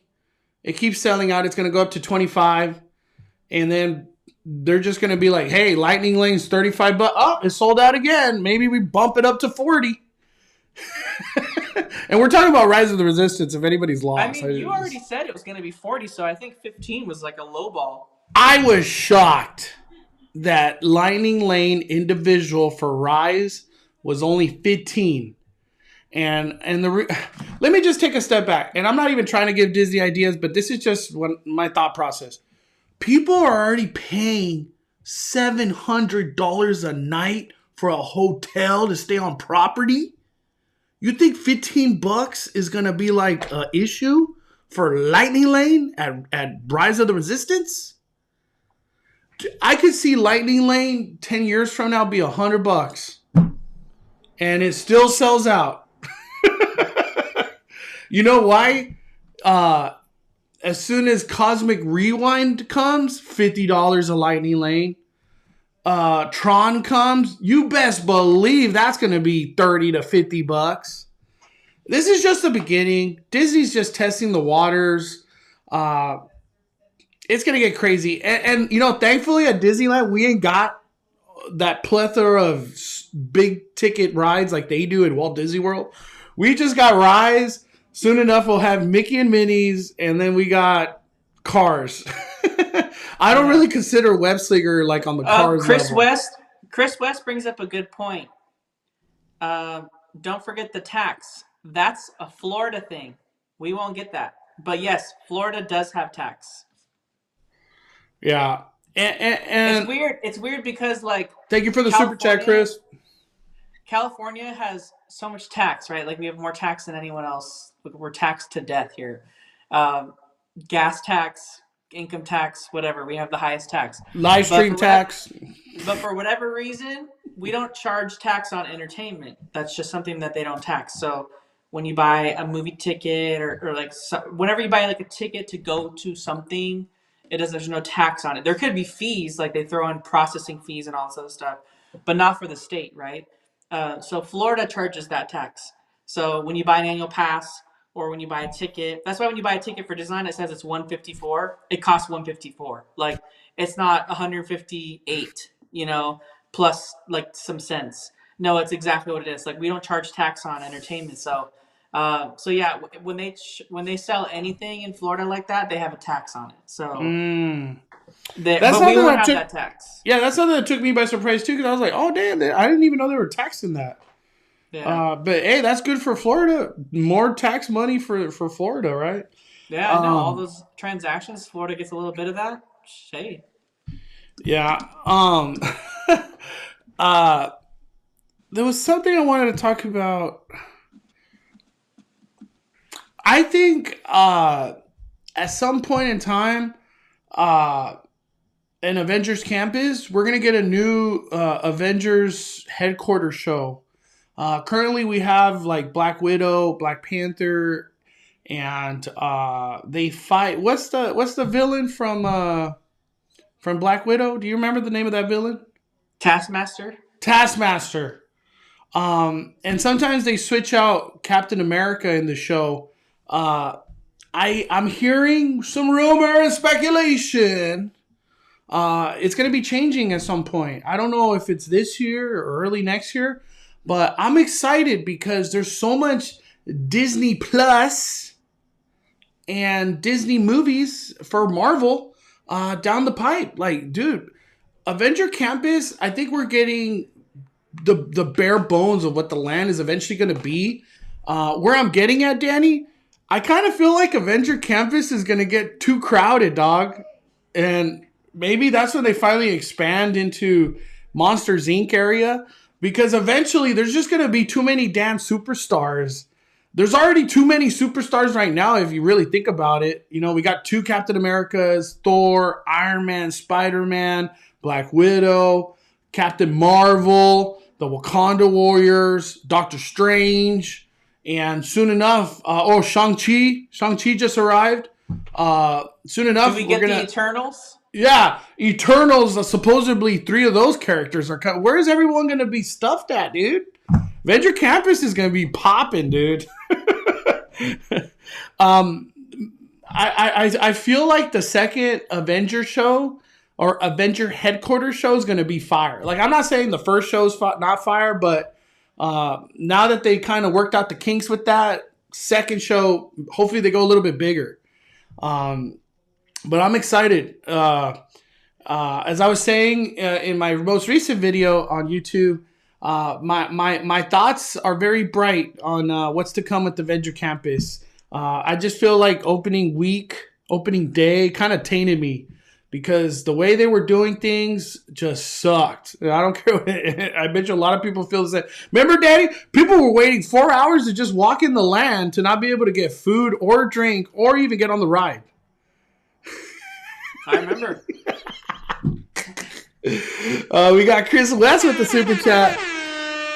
I could see it be used for the trams in the future too. I hope Disney Genie doesn't touch the trams. I hope not. Liz Sophie says Mondo Avengers Campus gives you that light in your eye. Yeah, I don't want to ever say I wasn't a fan of Avenger Camp because I was. Danny knows I liked everything. It was just all their processes that they were like. Disney straight up was like, if you don't mobile order, you don't get nothing. And then it made mobile order so impacted that it was like, damn, Danny, I'm just trying to eat lunch and I don't get my food till 7 o'clock. or you want to get some drinks, Danny? I know it's only 10 a.m., but they'll be ready by 6. It was just crazy, dude. I think Disney is just tough. Anytime they open up a new land, a new ride, new show, there's just not enough room like there is at Walt Disney World. Walt Disney World, they're prepared for anything out there. Disneyland, it's just hard, dude. There's just so much demand and then trying to ease in things.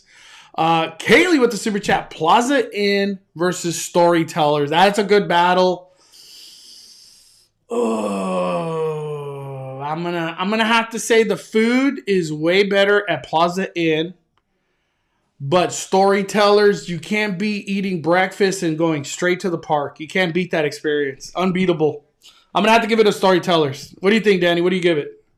I'll give it to Storytellers, hands down. Yep. Anthony says, I think Hawkeye is coming to Avenger Campus soon since the show is coming next month. You see, so we got the Eternals and Hawkeye being added to the lineup, dude. I'm excited to see their new version of Hawkeye, too, because we've had Hawkeye in the park before. He used to be on that Avengers, Hummer that's parked in the campus. Oh, yeah. I remember. I remember that. So he used to be part of Oogie Boogie Bash and all their Halloween stuff before. So he was kind of in the Hollywood lounge side. Yeah, they've had it for a while. So I want to see if they make a Hawkeye that matches the show version. Oh, Kimberly Moore with the Team Honey Buzz. Still my favorite drink. I just want to let everybody know that's watching this live stream, stay away from the beer cocktails. You know, for at least me growing up, mixing beer and hard alcohol was never a good idea. Timbo used to have a saying don't mix. I don't know what the saying was, but it was just don't mix your beer and your cocktails. You drink one or the other. That's what I remember. We got April with the super chat. Danny, I've been going to Disneyland every day. and I get my boarding group at 7 for Rise, 12 web slingers. Haven't had a problem. You need to make a video, April, because what the heck? I haven't been that lucky. We got Chris West with the suit. Dude, Chris West dropping the fire today. With all the love Avenger Campus is getting, do you think Galaxy's Edge will finally get more love down the line? I have no comment. I'm just going to say no comment, dude. I don't even want to go into Galaxy's Edge. I get like triggered.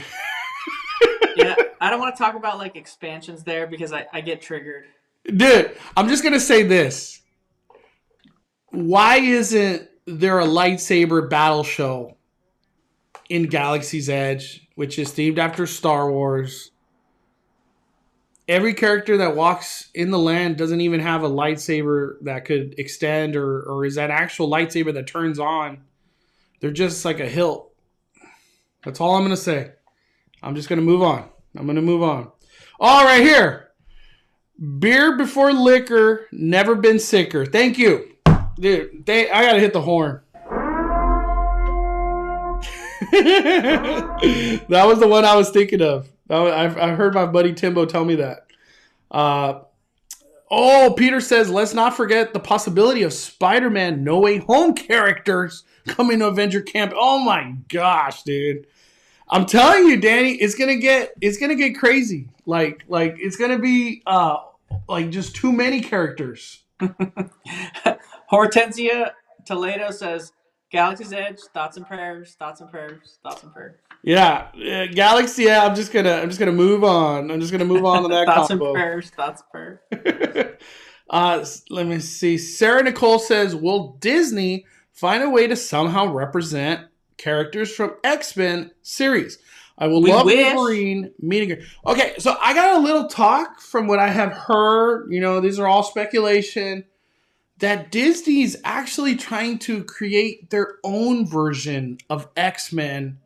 Hence why we will probably never see X-Men that we love from previous versions. That's what I've heard. I don't know how true that is. That big black guy channel says liquor before beer and you're in the clear. Oh man, I knew there was a lot of sayings. They don't own the rights. Yeah, that's what I heard too. You know what? Okay, you know what's funny? I guess it's not funny, but it's just something I heard. Rights. They don't own the rights, but yet they sell all the merch for it in Stage 17. Well, Danny, let me tell you, Danny. Tom Holland, they had to get whatever approvals from Sony to use a Tom Holland Spider-Man at Disney. What? I'm shocked that Disney didn't say, like, hey, we're rebooting. We're doing our own Spider-Man. That's our Spider-Man. We own all the rights and blah, blah, blah. But, you know, it is what it is, right? It's just, this is the way the cookie crumbled out here. But I'm excited. I'm pretty sure No Way Home is going to bring some change to Avengers Campus. You better believe. Hopefully, the one that me and Danny keep saying, we want Miles Morales. Miles Morales just needs to come. There's already like Easter eggs in the land that hint to Miles Morales. I hope he comes one day. I hope he comes. Let me see. More trees, less. It's crazy contract that they can't have the characters at the theme parks, but they can do merchandise. It's crazy what's going on. Kimberly Moore says Fox ruined the X-Men franchise. I want my original X-Men. I don't know what they're called, but the cartoon X-Men is all I ever knew. Yes. It's pretty much whatever's in Universal Orlando. That's what I want. When I was a kid, the X-Men show. Yeah. I think I want Disney to just buy Power Rangers and reboot Power Rangers. That's the one I've been waiting for. Give us A Megazord ride. I want it so bad. I want it so bad. All right. I think that's it for Disney. Let's transition. Or do you have any other topics you want to talk about, Danny? No, we've already been talking 2 hours. Oh my gosh! It's already All 10 this, o'clock. jeez Louise. I think that's it for Disney. I'm trying to think. I don't want to go too deep into DCA. I do want to say this before we move on from Disneyland. For all the people that are searching for reservations for restaurants, I keep hearing, I know it sucks to say this, but this is what I keep hearing, and I really mean this. I'm not messing with people.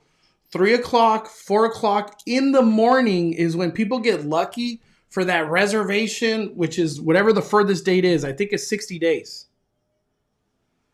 And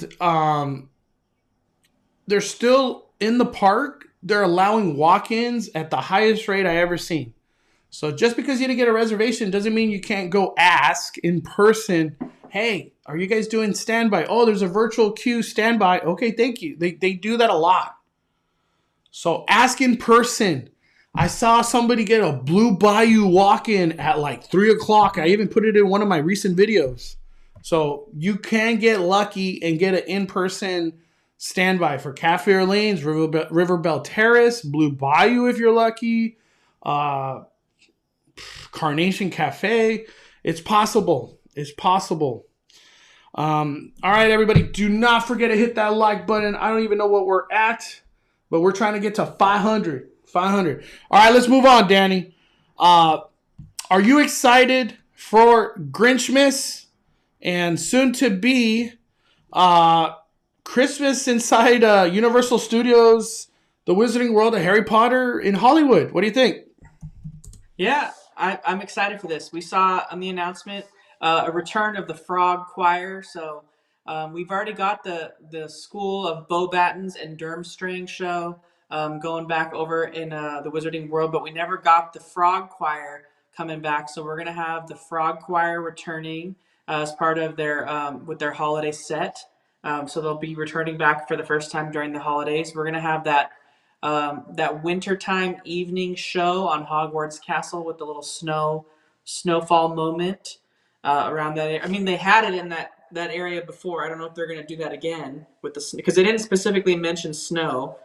They're going to have holiday decor all throughout the land, which is super awesome. It's always really great to see Hogsmeade dress up for Christmas.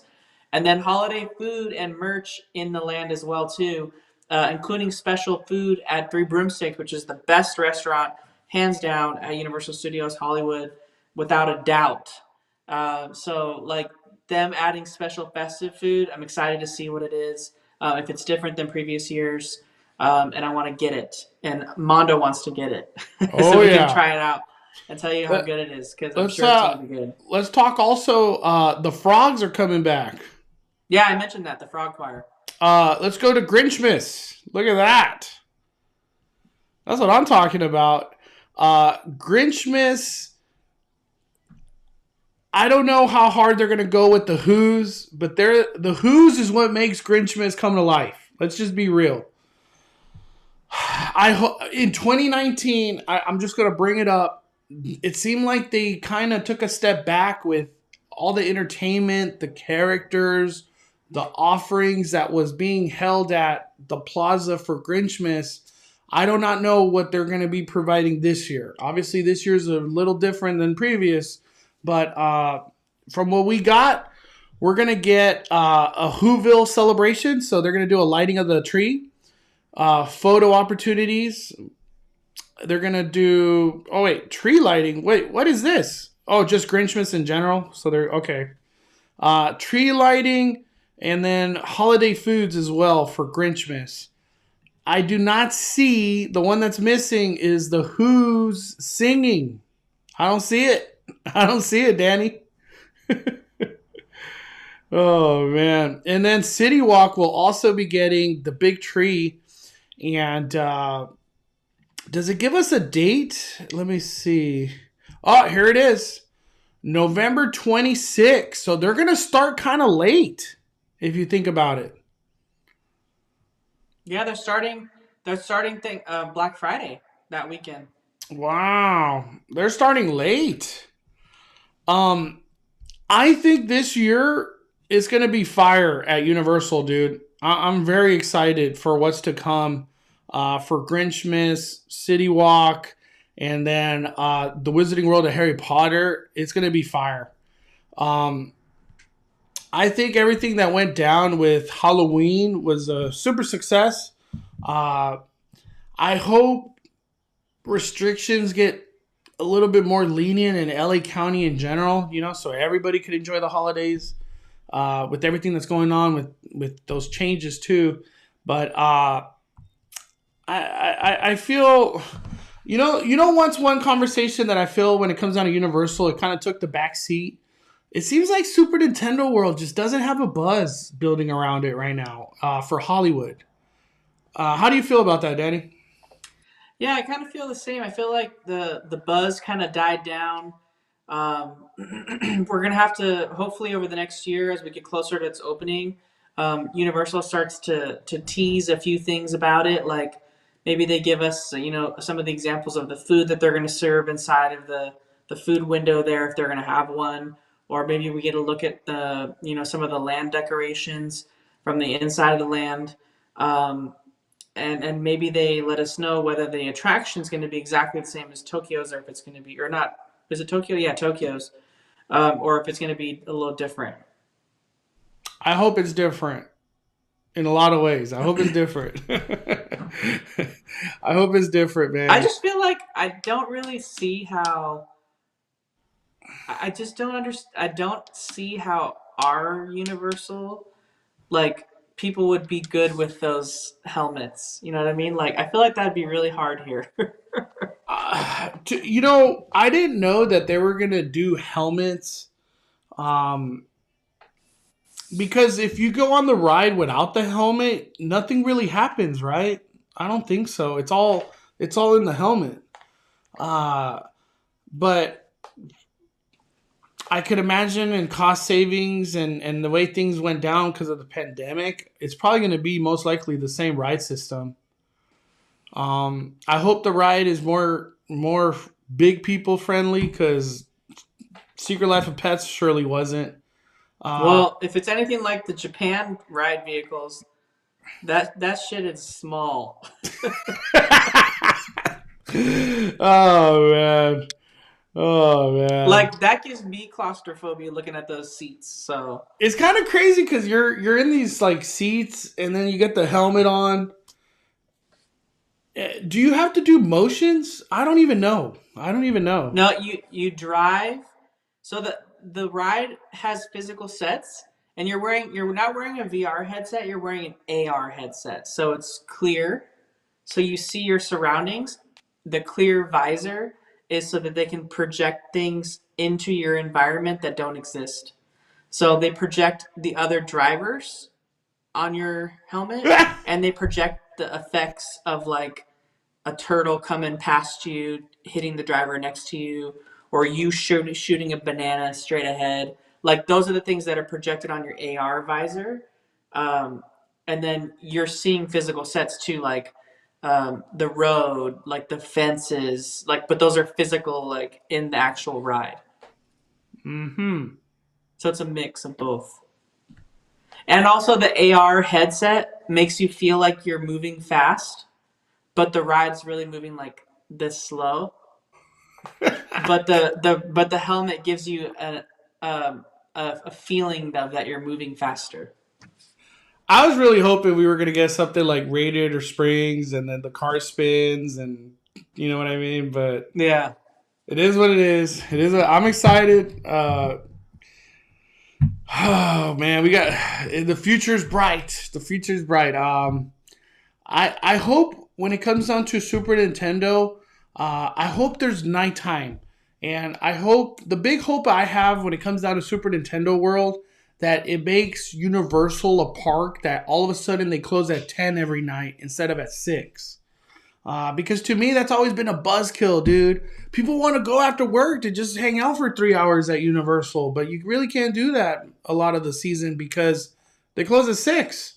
But I think Super Nintendo World opening, that's enough demand to all of a sudden be like, hey, we have to open up later, 8 o'clock, 9 o'clock, 10 o'clock, because I would love to be at Universal at night, dude. That's not something you get to do on a normal basis. We got a super chat from Dolly. She says, "Will you be doing, or will you be going back to Universal soon, Mondo? Sooner than you think, Dolly. I've been itching to get back to Universal. I'm a little Disney wasted right now. But I am not Universal wasted."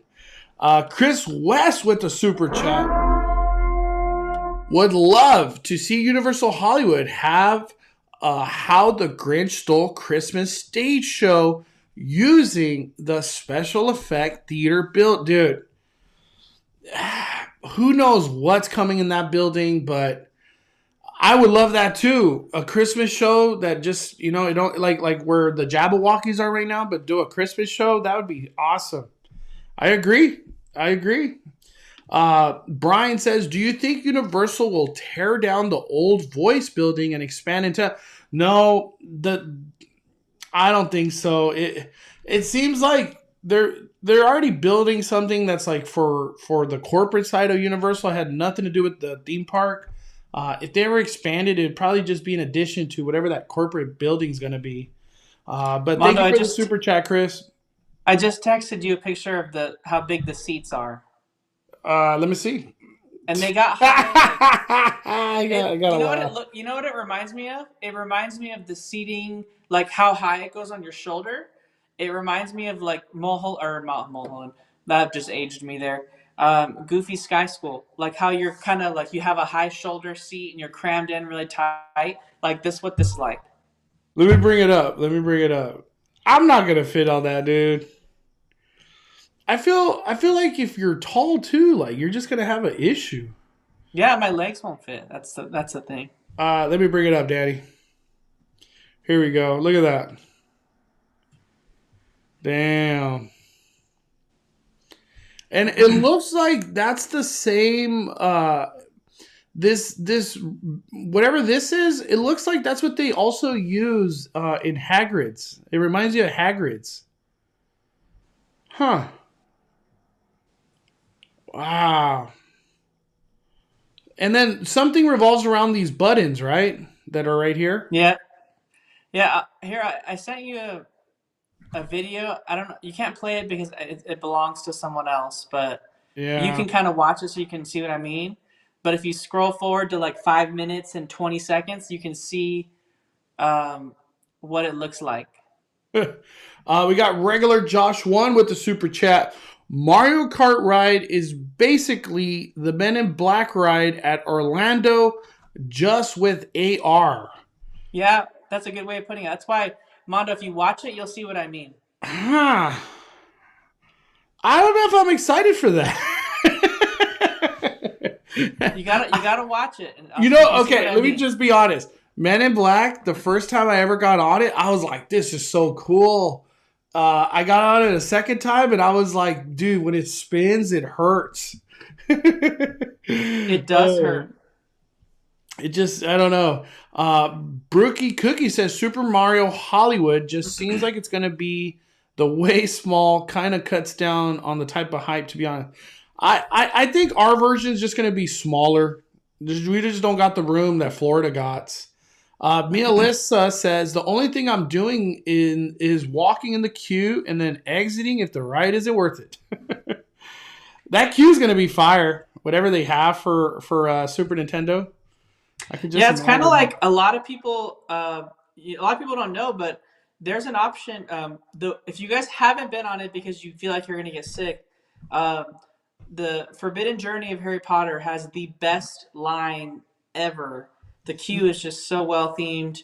It's an attraction in itself. Yeah, it's like a walkthrough attraction, and you can actually ask the team members out front if you want to just walk through the queue. There's actually a space for you to do that, and then a space for you to exit before loading. So you actually walk out right before the sorting hat. So you can kind of see the sorting hat in the distance, but then you exit. So you can actually experience the queue, walk through, spend as much time as you want in each room, and then exit. So that's a really good option for people that want to see it. Go to the Defense Against the Dark Arts class, Professor Dumbledore's like office. You're in the portrait room with the stairs and all that stuff. It's cool to see everything, and then if you don't want to ride it, you don't have to. So there's an option if you want to just look at the line. They have like a separate space for you to walk through. So Yeah. just ask them. Thali sends a super chat. Let me hit that horn. I feel like Universal seats are made like this now. Shaking my head. What is the max weight you think you can be to get on Harry Potter Forbidden Journey? I think like 230, 240. You're really pushing that ride. It's just not so. It's just the way it comes down. Like especially if you have like a bigger upper body, it's just going to be tight. It's a tough ride. It's not a very forgiving ride. Forbidden Journey. Same thing kind of goes with Flight of Hippogriff too. To be honest. Brookie Cookie is asking. So the cart doesn't move. It's like Soarin'. No, it does move. It moves through the ride about as slow as like Snow White. So like the Snow White ride is like about how fast the Mario Kart ride goes through, but the headset that you're wearing plus the screens make it seem like you're moving like 3 times as fast as that. So it gives you the illusion that you're moving. It's just that if you look down at the ground while that's happening, you might break the illusion of like how slow you're actually moving. Hey, let's talk about something crazy real quick, Danny. Does Lightning Lane come to Universal? Even though they already offer front of the line, but individual Lightning Lane. I kind of feel like it is going to come, dude. Well, I feel like Disney's paving the way. They have, I mean, they were the ones that started FastPass, and then Universal made theirs, but made it cost money, and then all this other stuff. So if Disney is truly successful with Genie Plus and Lightning Lane, Universal's not going to just sit there and not try their own version of it. Dude, hey, Velocicoaster's 2 hours, you're paying $15 to get on. Well, not only that, Mondo, they could do that so easily during Horror Nights. It's not even funny. Oh, for houses? Hey, you want to do Haunting a Hill House? Even though it's 2 hours, you're $15. Yes or no? Dude, Disney is changing the future more than we know. The whole future is changing right now, dude. Like, we're going to look back at this live stream and be like, damn, now we got a Lightning Lane everything. Oh, man. You want to park there? Lightning Lane. You want to eat there? Lightning Lane. You want to get a reservation? Lightning Lane. You want to buy the merch? Well, that's a Lightning Lane because it's not out yet. We got Chris West with the super chat. I feel like it's taken them forever to enclose and fully theme Nintendo Land already. I think the green warp pipe should be installed already. The pandemic just set back everybody. The last thing any theme park ever wants, unless you're Walt Disney World, is to have a project extend, because all that means is more money. And the fact that Tron has taken so long, I could bet you right now, Danny, for example, the budget was $4 million. That budget's like $12 million now, dude. But you know what? Lightning Lane's going to pay for all that. So I think the worries are going to go away for Walt Disney World. But dude, the last thing a theme park ever wants is to have to extend and extend and extend when it comes down to construction.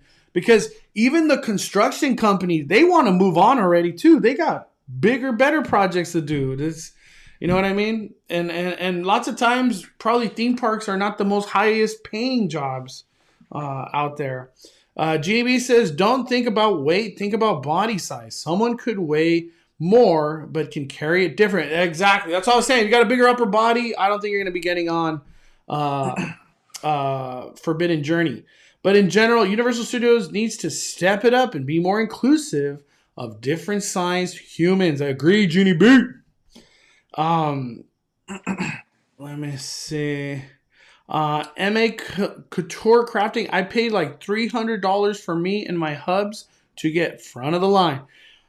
The thing is, you get front of the line at Universal, you're going to have a baller day.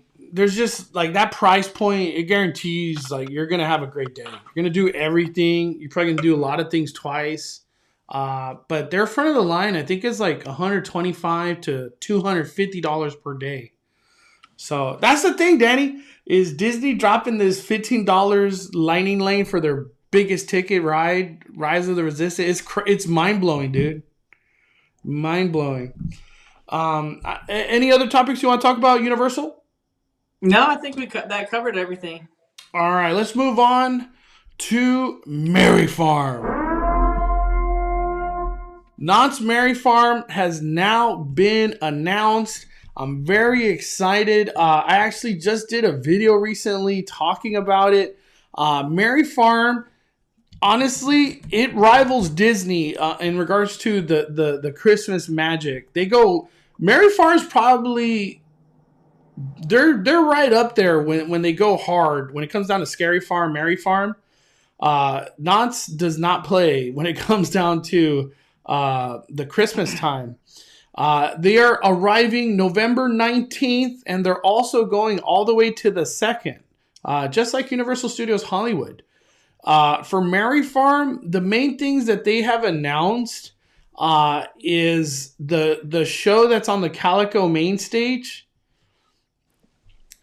This is like just a super Christmas themed show, which I loved, especially when this back building opens up.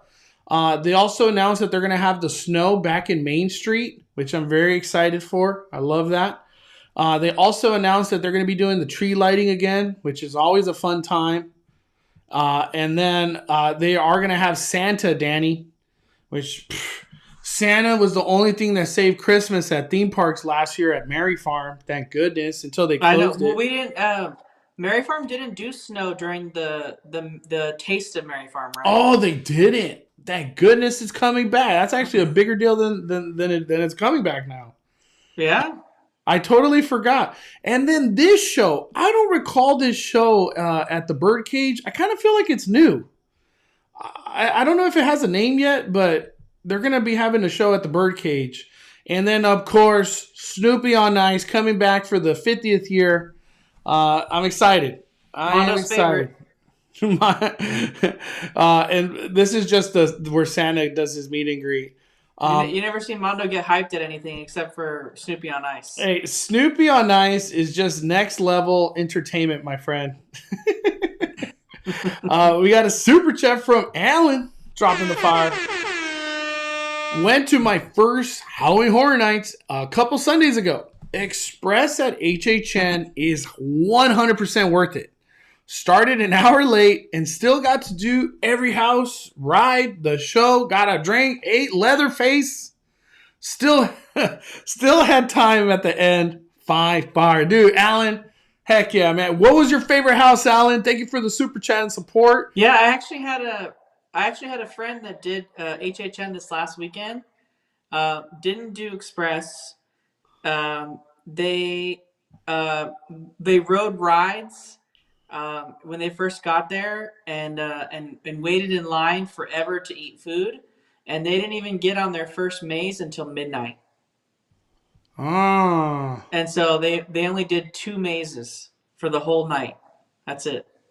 And they just general admission and just yeah. You know what though?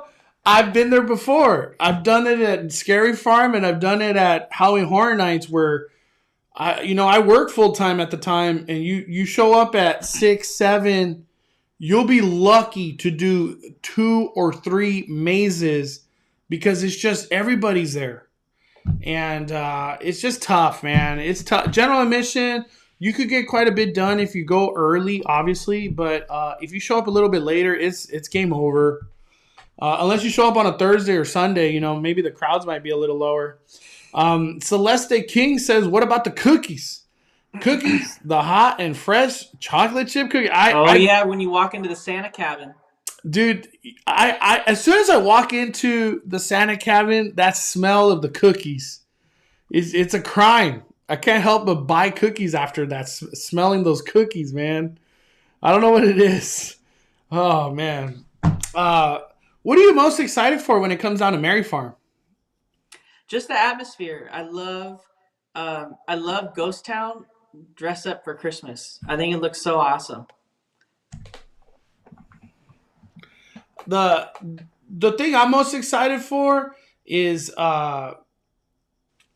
just the whole vibe of Christmas in general, because at Knott's Merry Farm, it's throughout the whole park. It'd be cool. I know this is like asking a lot, but it'd be cool if Berry Tales had like a Christmas overlay. It would put to shame Millennium Falcon and Web Slingers. Just saying, dude. If Berry Tales had a Christmas layover, damn.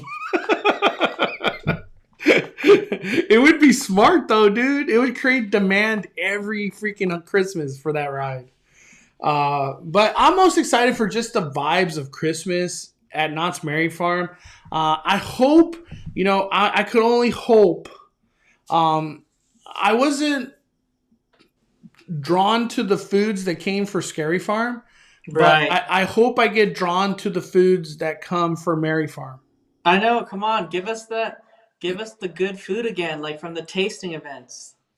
Yeah, whatever the heck they did at the tasting event, bring that energy back to the park. Mondo's like, bring me the energy from Taste of Calico. Dude, Taste of Calico is just fire. It was so good. I want to say this year hasn't been the best year when it comes down to the Knott's food. Yeah.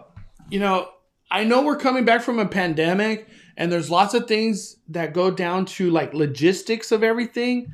So hopefully next year, Knott's goes back and brings the fire with Boysenberry Festival, Peanuts celebration, and whatever other stuff they're going to do. I have no idea. But I could imagine there's going to be a lot of cool stuff coming down the pipe at Knott's Berry Farm. Alan says, my favorite house was Texas Chainsaw for sure. My friend was terrified the entire time. I had to help her go through it all. Dude, sounds like she was scared. All the houses got to me at the some point though. Scary.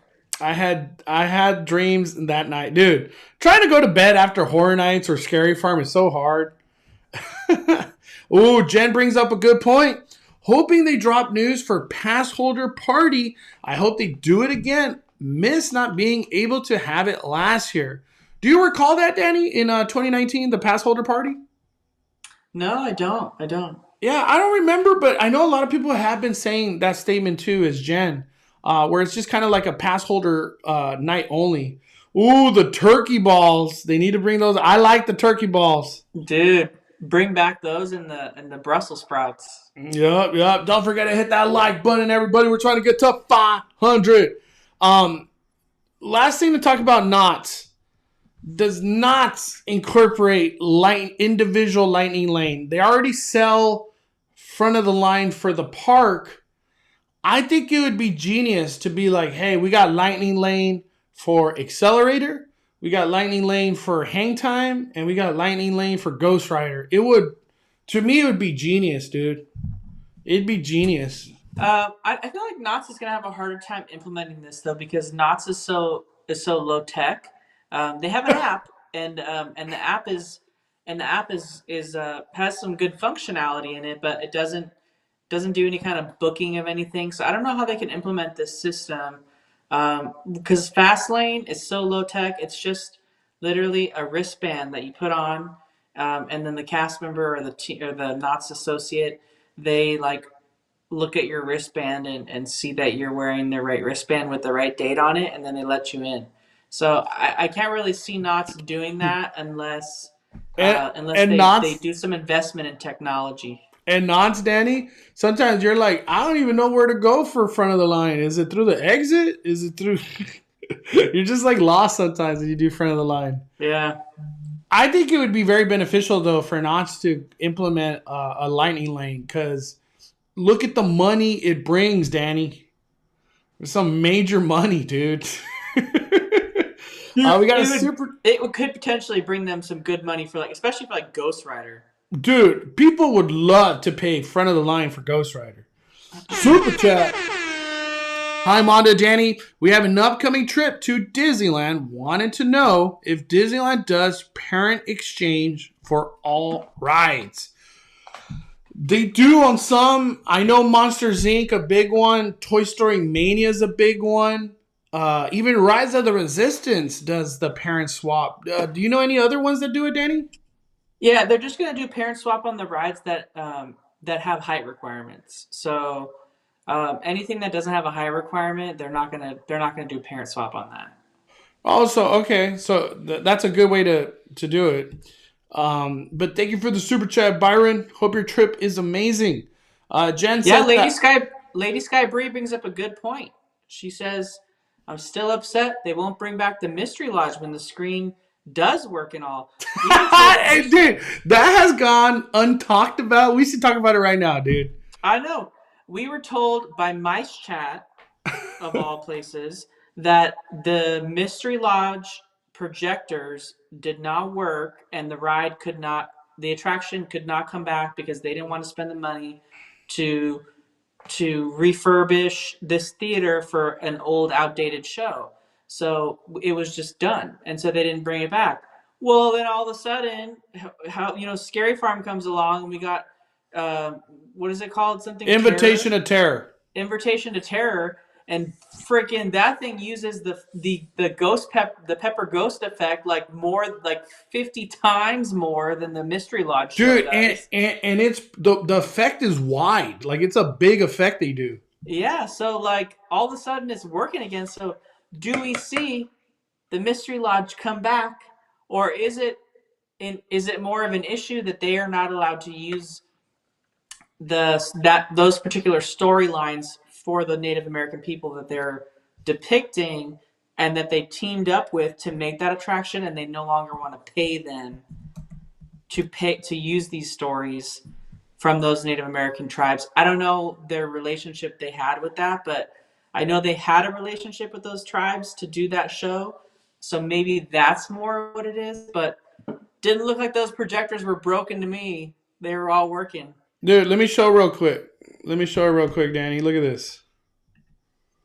Look at that. Crazy. Look at that effect. And there's a person right there. This is Mystery Lodge. It goes even crazier. Look at that. That's how crazy it gets. Look at that. What?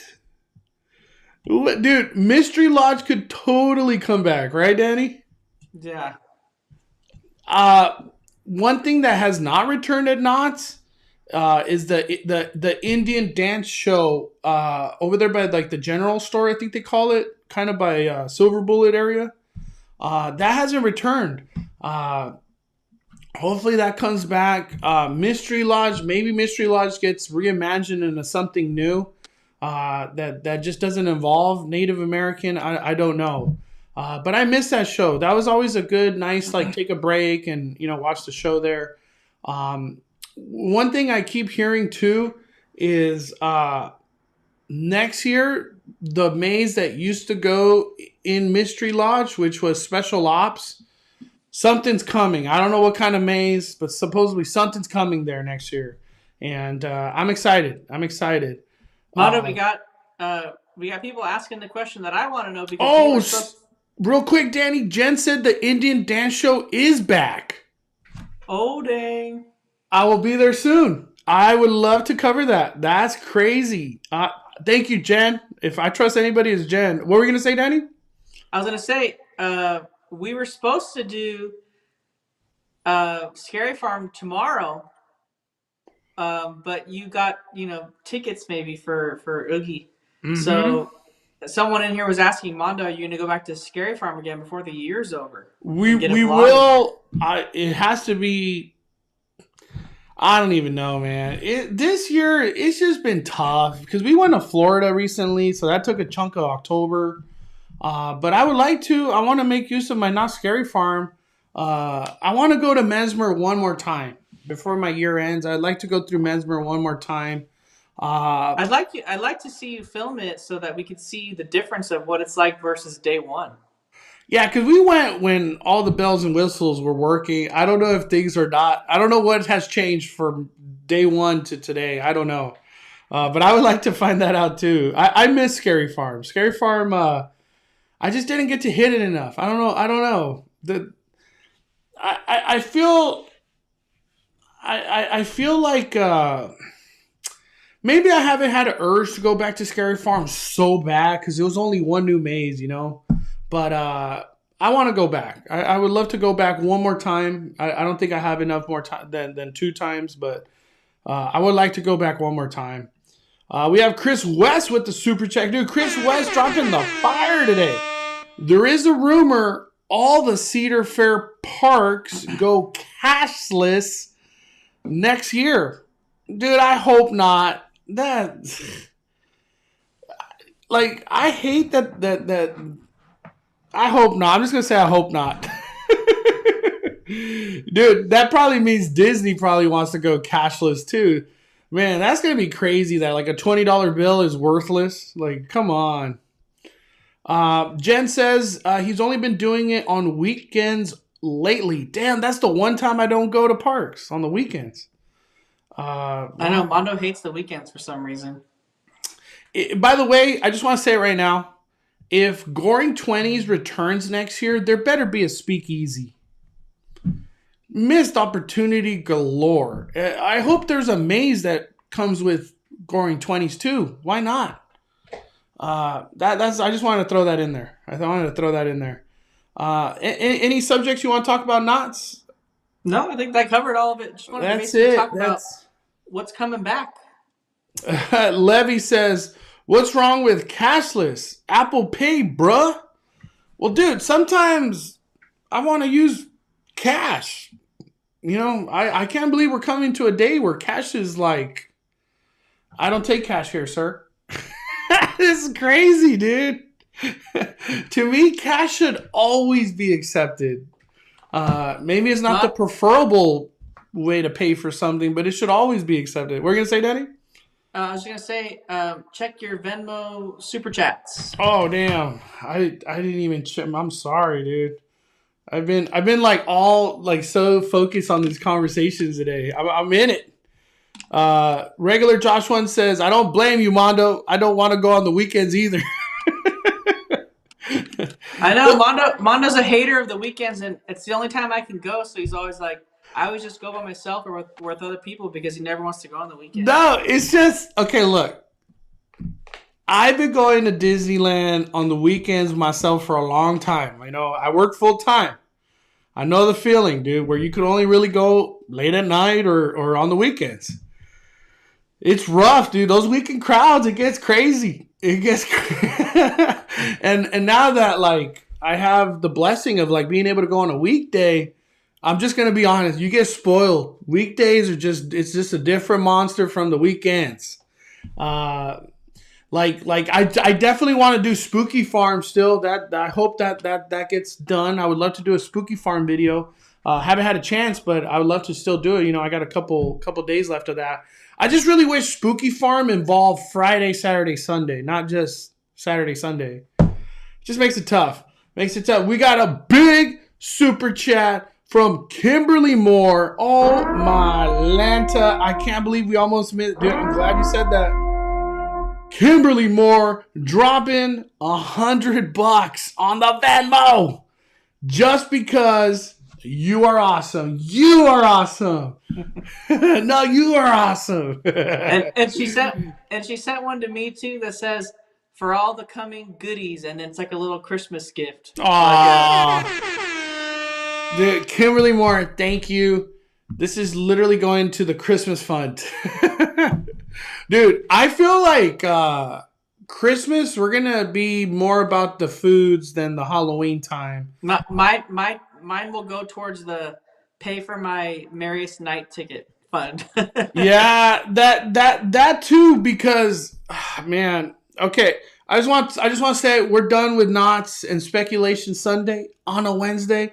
I just want to throw free-flowing thoughts out here. Merriest Nights is getting zero hype right now.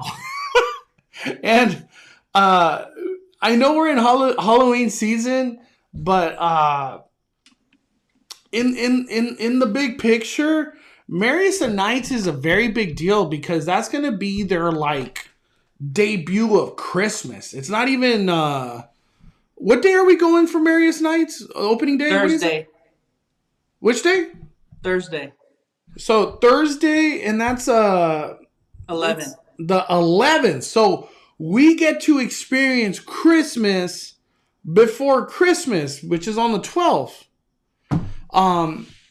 I think that Marius Knights, I think low key, that's a very important thing to Disney. They already know all the bloggers and anybody that has a social media is going to be there. In my opinion, I think they're going to go out of their way to make Marius Knights a cool thing. I just feel like it would be very bad if Marius Knights didn't come with value and fun and a memorable experience, because it's kind of like you're starting this Christmas vibe bad. I don't think that's going to happen. I think Disney and their teams and whoever's in charge, they're going to freaking make Marius Knights a banger, in my opinion. That's just my opinion. But I just want to say one more time, thank you, Kimberly Moore. Holy smokes. Appreciate all the blessings. All the blessings. That GA says no hype for Marius Knights because that's a ridiculous starting price. You're right. You're right. Let me see. I think that's it. I think that is it, everybody. Closing thoughts, Danny? Like for the upcoming holidays, well, like Noah mentioned earlier, you know, the Christmas season comes this soon to Disneyland every year. People always comment on it because they love to talk about it. But don't be surprised next week or even by the end of this week with World of Disney fully transformed to Christmas. It's gonna come. It's gonna happen. You know, we're gonna see Christmas probably merchandise. I want to say as early as next week. In my opinion. I think Monday Christmas spirit jerseys. Yeah, I want to say they're gonna do a slow rollout all next week of like merchandise.